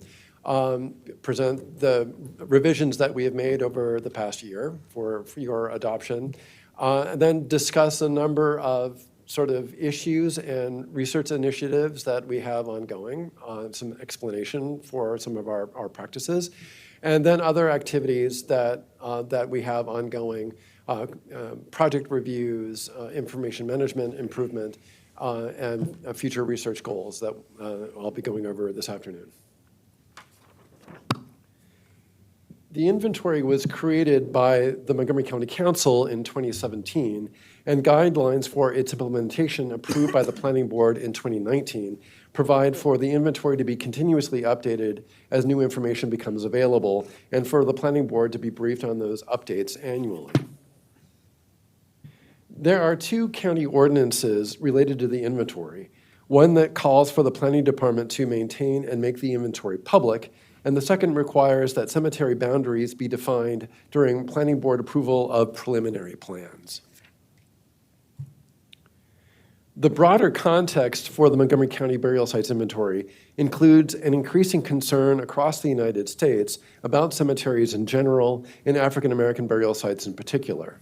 In this slide, you can see a small sampling of recent headlines. As another reflection on broad public interest, the African American Burial Grounds Preservation Act was signed into law in December 2022, and the senators who sponsored the original act have asked that the program be funded for $3 million for fiscal year 2024. The money would be available for preservation grants through a program administered by the National Park Service and the National Trust for Historic Preservation. Including this year's updates, the full inventory includes 336 total sites, and that comprises 256 known locations and 80 approximate locations. In addition to those, we have about 38 leads that we are following at this time. These are sites for which we have some information, but which are not yet ready to bring to the planning board. And some of them we do anticipate being able to bring forward next year. How are you getting these leads? We'll go over that in a minute, but ongoing research and sometimes information is brought forward by the public. There are also 17 redacted locations. Redacted locations are those where there is concern about whether the site could be vulnerable to vandalism if its exact location were to be made known. These locations are shown as the boundaries of the parcel rather than a specific point. And what you see here is a screenshot from MC Atlas. This slide lists the substantive changes to the inventory made this year, including sites that were revised or added, or where the location confidence was updated. As required by the burial sites guidelines, property owners were notified in writing by certified mail about substantive changes to the burial sites inventory records on their property. And I'm not sure if I said it before, to explain the difference between known and approximate sites. Known sites are those sites for which there is visible evidence on the surface. It's an extant visible cemetery, or there is very specific historical information about its location, such as it having been recorded on a plat map, which we will show you in this presentation today. Approximate sites are those for which we have some historical evidence and we know approximately where it was, such as a family burial site that's referenced in a deed on a farm, and we know where the farm was, but there's no evidence for the burial site any longer, and we can't say exactly where it was, but we know well enough to put a record in the inventory so that people are aware of its probable location. These are the 11 sites that are new or updated. The Montgomery County Burial Sites Inventory, initially adopted by the Planning Board in 2019, represented the cumulative work of many volunteers carried out over more than 10 years. That work was extensive but not exhaustive. Ongoing research to improve the inventory has added 19 sites since 2019. We continually review files and conduct research, particularly on approximate sites, to refine those locations and identify the locations of burial sites missing from the inventory. The update to the status of the Breedy, Cecil Davis, and Riggs family cemeteries and the Darnestown Baptist Church Cemetery are the result of routine review of cemetery files focused on improving the information available about approximate sites. There were 77 approximate cemetery sites in the inventory as of last year's update, and we continually conduct research to identify more exact information about their locations. The new sites were identified through a combination of internal research and input from the public. The Perry and Brook family cemeteries were brought to the attention of staff by members of the public. The Perry family cemetery is shown in a 1955 plat map, while the Brook family cemetery is referenced in late 19th century newspaper items. In the case of the Brook family cemetery, staff conducted historical deed and map research to identify the most probable location for the original family plot. The location of the Perry Cemetery was surveyed as part of a plat, but the identity of those buried was unknown. Historical research found that at least one of those interred there included Erasmus Perry, who lived from 1760 to 1828, who served in the American Revolution and is the namesake of the Montgomery County chapter of the Daughters of the American Revolution. The burial ground could also have included other Perry family members, as well as those the family enslaved. As a note, the DAR used to mark Perry's burial ground as late as 1950, but when the area was redeveloped, they lost track of the location and have actually been trying to find it again. And so I let them know that we think we found it, and so they were happy to know that and stop looking. Anyway, the records of for the Littlefield, Browning, and Breedy family cemeteries were identified or revised through the combined archival research and fieldwork of Montgomery Planning and Park staff, while the Magruder Hughes site was found by Montgomery Planning deed research. Research into the location of the Wheeler family graveyard was prompted by review of Maryland death certificates. Maryland death certificates after 1911 include the place of burial, and William Wheeler's 1915 death certificate states that he was buried, quote, on the farm at Edner, unquote. Review of historic maps and deeds for the area around Edner found the location and boundaries of the farm occupied by Wheeler.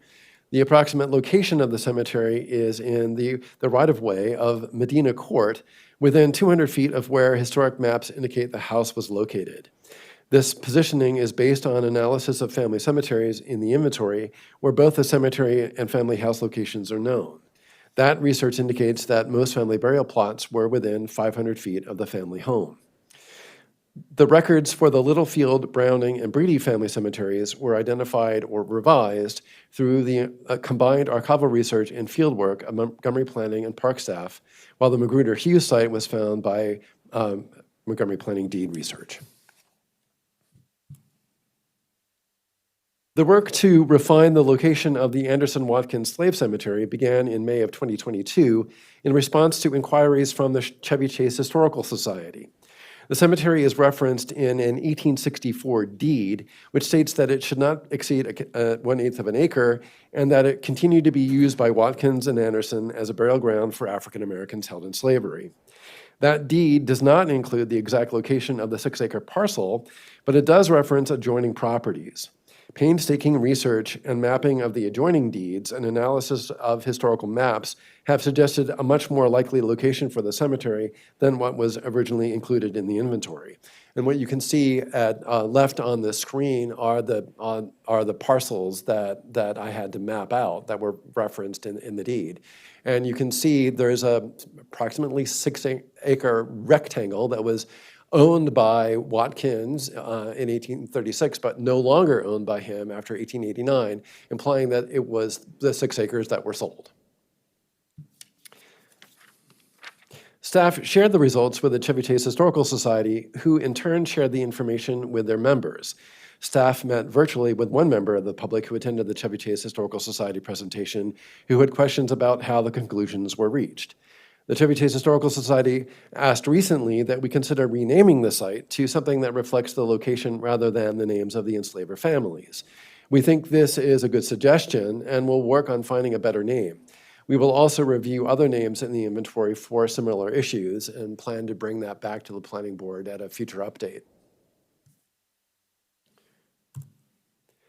The current inventory includes at least 18 cemeteries that have been at least partially exhumed, and the update includes 4 cemeteries that have purportedly been exhumed and moved. We have included these sites in the inventory from its inception, that is to say, the original location in the inventory from its inception for several reasons. The text of the law creating the burial sites inventory defines a burial site as, quote, a physical location where human remains were buried in the earth or entombed in a mausoleum or columbarium. We include the original locations of exhumed cemeteries because historical and archaeological research shows that exhumations to physically move cemeteries are frequently incomplete, and it is likely the burials remain in the original location. This possibility is particularly an issue for the graves of people held in slavery. Prior to emancipation, the graves of people held in slavery may have been in or near the burial grounds of their enslavers, but possibly unmarked, marked with perishable materials, or marked with unmodified field stones that may not obviously be grave markers. There are numerous examples of incomplete burial removals in the region. The Riggs family moved their ancestors' remains from their family plot to St. John's Cemetery in Olney when they sold their property in 1930. But more burials were found in unmarked graves in 1981 during development of the former farm into the Oaks landfill. Snowden Funeral Home moved these graves to the Poor Farm. The Dunlop family graves were moved in 1926. However, during subsequent residential development, additional graves were reported from the same location, interpreted at the time as possibly being those the family had once enslaved. Another important example of an incompletely moved cemetery was documented by archaeologists for MDOT SHA in neighboring Prince George's County. The Simon Hill Cemetery in Hyattsville was purportedly moved 50 years ago, but archaeologists working in 2017 found dozens of graves left behind. The largest such case in the region involves Columbarium Harmony Cemetery, an African-American cemetery in Washington, D.C. that once held thousands of interments. According to my colleague, D.C. archaeologist Ruth Dracoli, Columbia Harmony was moved in 1959 to 1960, and a court-appointed monitor supervised the opening of every burial plot for the remains to be collected and boxed for the move in a land swap deal with a developer. Everything else associated with burials was specifically excluded from the move, so headstones, coffins, markers, etc. were left in place. A recent project impacted a very small portion, about a third of an acre, of the original 30-acre cemetery.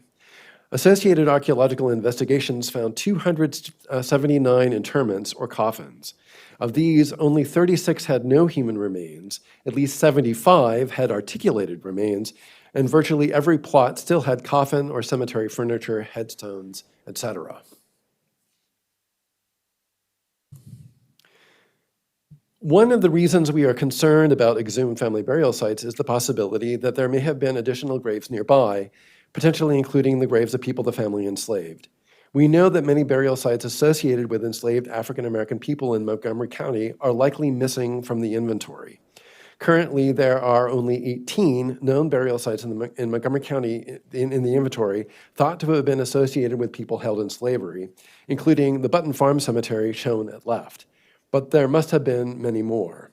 The research and data we compiled on enslavers in Montgomery County for the street renaming project is helping us understand in a detailed way where people were held in slavery in the county. We are using those data together with the information in the burial sites inventory to help better understand the locations and settings for the burial sites of enslaved people to better predict where we might find others.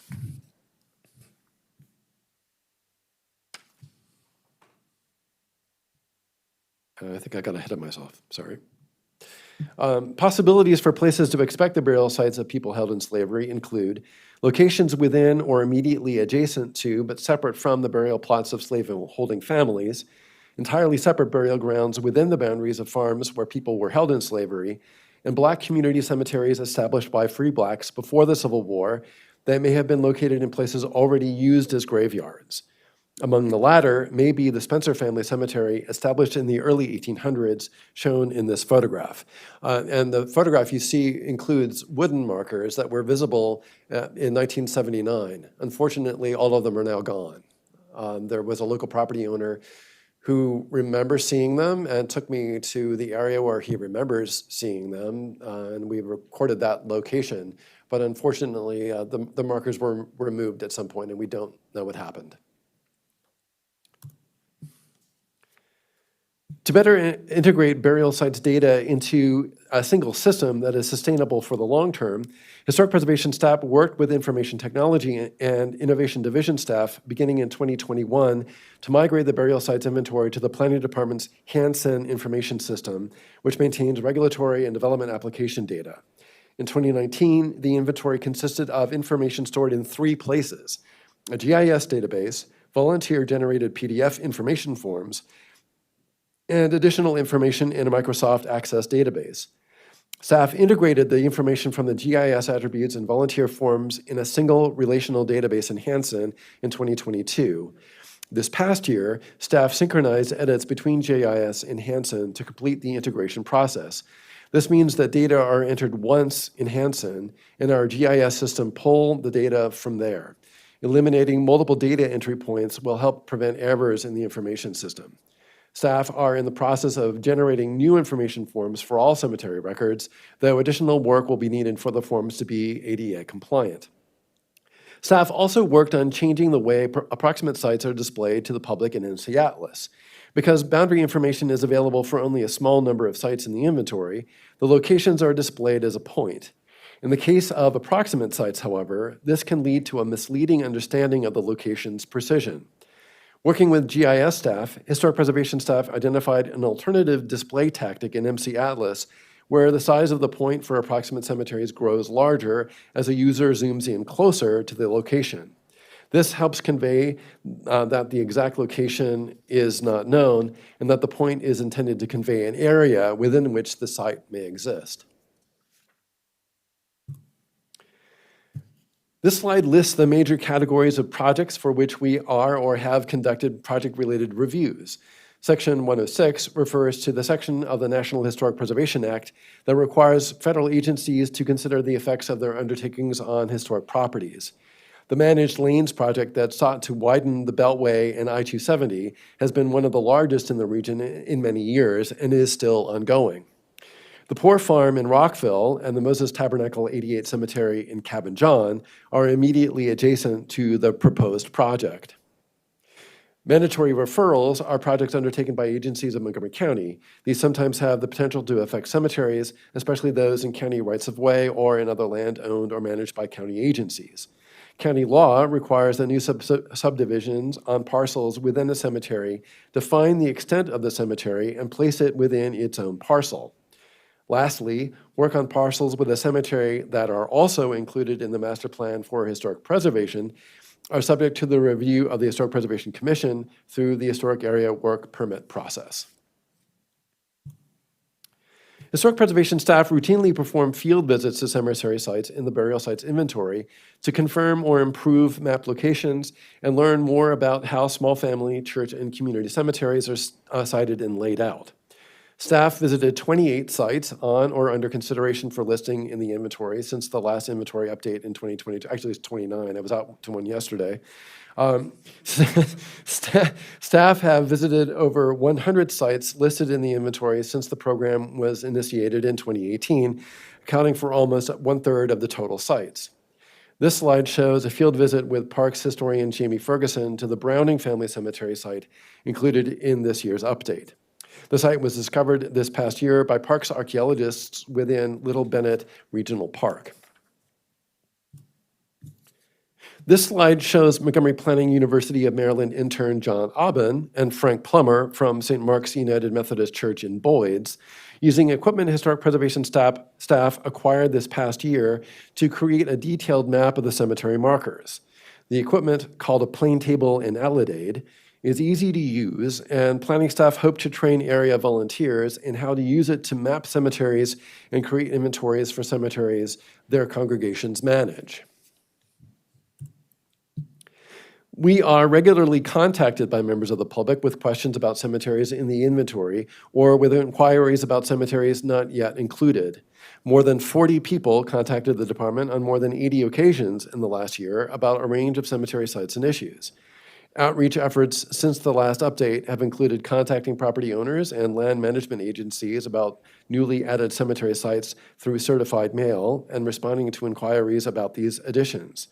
These inquiries also included the interest of a local Boy Scout in finding an African American cemetery for an Eagle Scout project. Montgomery Planning coordinated with the Scouts troop, and interested members of the public in identifying an appropriate site at the Jerusalem Mount Pleasant Cemetery in Norbeck. In the fall of 2022, preservation staff were contacted by a descendant about the location of the Wesley Union Cemetery in Potomac. Staff provided information about the history and location of the site in planning inventory files and met her on site. The county executive's office has expressed interest in how Montgomery County can assist descendants in addressing concerns raised about the cemetery's current condition. On several occasions, staff met with or provided information to members of county agency staff, executive branch staff, and council staff about the history and background of the cemetery, as well as about relevant guidance for the investigation and preservation of cemeteries in our burial sites guidelines. Staff began working on identifying archaeological and cemetery sites that may merit consideration for addition to the Master Plan for Historic Preservation in 2020. This involved reaching out to potentially interested public groups within the county about their interests and concerns. Staff have continued to work in the past year to identify and correct GIS data errors within the Master Plan data, especially with respect to the overlap between Master Plan sites and cemetery sites. Montgomery Planning is conducting research that will inform future evaluation of cemetery sites for inclusion in the Master Plan for Historic Preservation and had requested funding in FY 2024 for a contractor to develop a cemetery historical context that will be a critical component of such evaluation. This item will not be funded, so we will plan our next steps to accomplish this goal through our own internal work program for this next year. Nonprofit preservation groups in Montgomery County regularly request support for conducting non-invasive archaeological studies to identify cemetery boundaries and the extent and location of graves within burial sites included in the inventory. Use of ground-penetrating radar, GPR, has proved to be effective in accomplishing this work.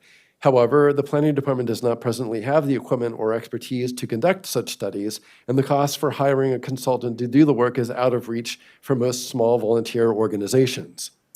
Historic Preservation has initiated conversations among the Maryland Historical Trust archaeologists, as well as MNC PPC archaeologists working in both counties, about acquiring the equipment and expertise to conduct GPR studies where appropriate. MHT recently acquired GPR equipment, and their archaeologists received training from the vendor. Now, MHT archaeologists use this equipment for a small number of select projects across the state supported by MHT.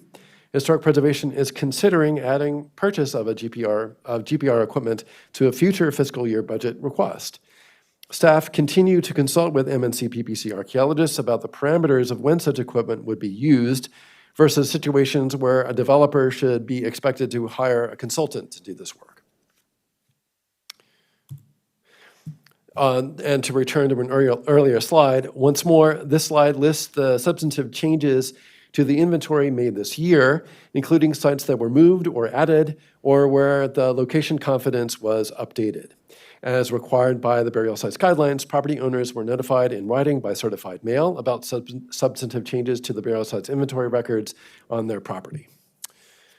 And our recommended action is that the planning board adopt the inventory updates, and I'm happy to address any questions that you may have.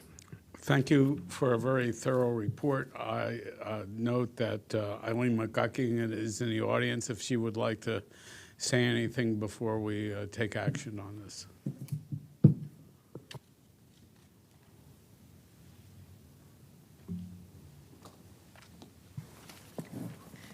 Thank you.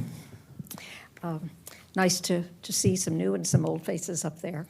I know I admit I'll to be being seeing the some old more. face up You're here. the old face. I've been seeing your old face for decades, and I'm glad to work with you, Jeff. I'm Eileen McGuckian, and I'm here to represent Montgomery Preservation. It's an umbrella nonprofit which, since 1984, has championed and promoted historic sites and landscapes in the county.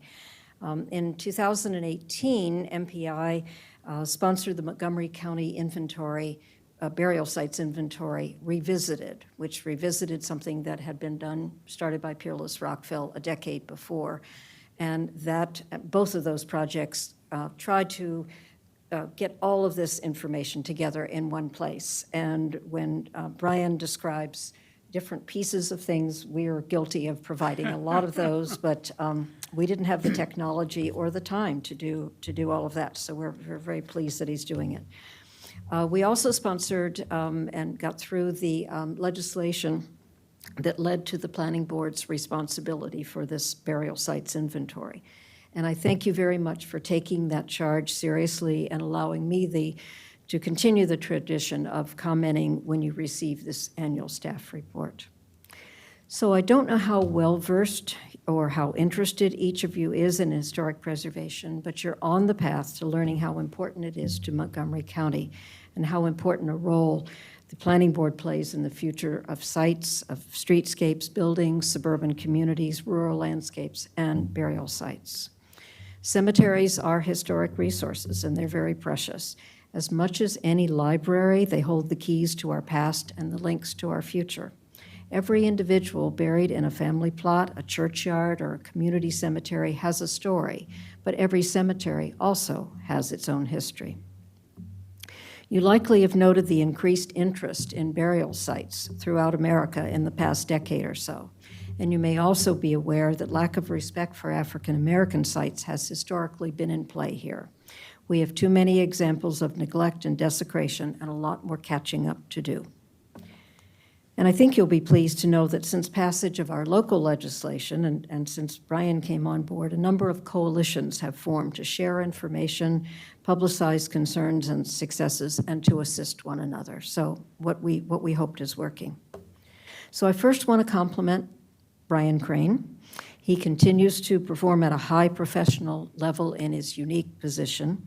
Only a handful of counties in Maryland assign an individual to monitor, to visit, to protect, and to help preserve historic cemeteries, and we are fortunate to have him. As you could tell from his presentation, he's a tenacious problem solver. He continues to tackle issues of unclear ownership and unknown site locations and boundaries, developing predictive models that seem to work, and often he comes away with answers long hidden away. He responds to requests for assistance from property owners and advocates, and he assists with public forums on relevant topics, participates in those Section 106 reviews on behalf of specific sites affected by public projects, and he posts thoughtful blogs. I also want to compliment the other side of your staff, Cultural Resources in Montgomery Parks. They are looking professionally at the so far 16 cemeteries that are located within Montgomery County Parks. This past year has seen more conservation assessments, working with descendant communities, creating signage, and ending up with a better understanding of these sites while starting to plan for their better maintenance, their preservation, and interpretation to the public. Brian mentioned some of those instances. I hope you'll recognize this progress and the need for even more when you consider upcoming budgets. I want to point out the growing level of interest in those African American burial sites, which in Maryland and Montgomery County roughly cover 1/4 to maybe almost 1/3 of all known sites. I participated in a survey of the Assembly on the situations and needs of African American cemeteries, which you can read through a link on MPI's website. Some of its solid recommendations will lead to proposals in the 2024 General Assembly session. Some suggestions are in order. In addition to continuing the good work described by Dr. Crane, MPI would like to see more public interaction and participation now that COVID is out of the way and we can start coming out, including educational sessions for property owners and caregivers who may or may not be property owners. Acquisition of the ground penetrating radar device with a trained technician that he mentioned for use in delineating and detecting burial sites. GPR is a necessary tool for non-intrusive discovery, and I can attest to the demand for it as more and more people understand what it can do. And sometimes they're disappointed in what it can't. Speeding up the process of consolidating information for those individual site forms and making this more accessible and friendly to us all. Sharing this data is crucial to researchers, to owners, and to the descendant communities, Black and white. Further protection of Montgomery County burial sites would be advantageous, having new legislation that covers more circumstances beyond just when a property is undergoing subdivision. We would like to require disclosure of the existence of a cemetery during real estate transfers, just like you do existence of master plans. We'd like to require that these sites show up on tax and other maps, both county and statewide. We would like you to encourage Montgomery County's SSTAT department to provide current data in the tax records, and perhaps you may want to think about creating an administrative review process for contested site inventory listings. They will happen. And then lastly, MPI and I think Brian and planning staff can offer you a tour of selected burial sites. We can do the 1 week-long tour or the 1 day, 4-hour tour, whatever. We'll select sites. But I think you'd be pleasantly surprised at the variety of landscapes, sculptures, types of monuments, materials used, inscriptions that capture lives going back to the earliest century through today. Some burial sites are listed in the master plan, usually connected with family farms, with churches, African American communities, and towns throughout our county. So thank you for listening. Thank you for having me back, and I'm happy to answer any questions that you may have now or later. Thank you. I just want to start immediately and I'm thanking you for all of your guidance along the many decades we've been associated with each other. I thank our staff for being diligent in this area. A lot of your recommendations, though, will by necessity go to my successor. So I wonder if you have your recommendations in writing that I can pin on as well. We can do that, and we'll incorporate you in the advocacy group asking for some of those too. Well, thank you for that. What are you going to do with all that time, Jeff? Come on. Revenue Authority facility inspections. Okay. Other people would call it golf, but Okay. it's better that way. Any further comments or questions? I just heard you were talking about that. I think you were talking about talking to Montgomery County about STAT, that to include the information. And I think that they have open government, open budget, and they have a lot of their data and information that they just put it there. And I'm sure they would be glad if you contact them to put those information in, if something that you want everyone to have access to it. Absolutely, I Yeah. agree. And they need to be in public documents that Yeah. when the public does not deal with planning or the property owner, they need to be on the public tax maps so that people will know that those sites are there. Yeah. Identification is a major part of this, and so Yeah. is education. Yeah. I would just point out, we do include the locations in MC Atlas. They're part of all of and that is freely available to the public. Right, but MC Atlas doesn't connect it to SSTAT. I saw. Well, MC Atlas pulls from SSTAT. Right. So a user in MC Atlas can see what real estate properties include records in the burial sites inventory. The other thing that I was thinking was that the real estate associations, because anytime that is a land record transaction, you want people that they're purchasing anything to know what is either on their land or what is close to their land. Yes. And this is something that could be incorporated, if you work, because everybody want to know that. It's good for everyone. There's no requirement to include that information now. That was one of our suggestions, that be included. That you work with Yeah. them, that to include that. Yeah. And SSTAT does have a lot of things on their maps and their sites, but over and over again, we find that cemeteries are not listed, or descendants have been paying taxes on these should-be exempt properties for years, or they just don't have any idea of what they are, and they don't have previous owners. You know how SSTAT will keep previous deeds, and often those are incorrect. So what the kind of information that Brian is pulling together painstakingly is helping with all of that. Commissioner? Oh, my comment's just this fascinating. I'll ask you a couple questions once we're offline, but that's just. Yeah, I did note that burial sites do not include places where ashes were spread, which would have been a complication beyond my imagination. That would be But all many over of- the world. Yeah, but many of those are included in existing cemeteries now. Everything from, green spaces to a lot of columbariums and so on. And what you think of as community cemeteries and church cemeteries or religious cemeteries will often keep track of those. But as Brian says, the death certificates don't go back far enough, and often you have to rely, well, you find them in the deeds, you find them wherever you can. Columbariums are included in the inventory. Mm-hmm. So Right, if an urn is specifically there. placed, those locations are included. Right. It's just that, the spreading of ashes, Right. this is hard enough to do and document. Yeah. Okay, I'll entertain a motion to approve the changes to the burial inventory. I move that we adopt the burial sites inventory updates. And I second that.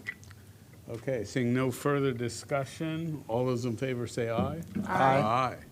4-0. Thank you very much. Thank you. I think that concludes our session for this afternoon. We are adjourned.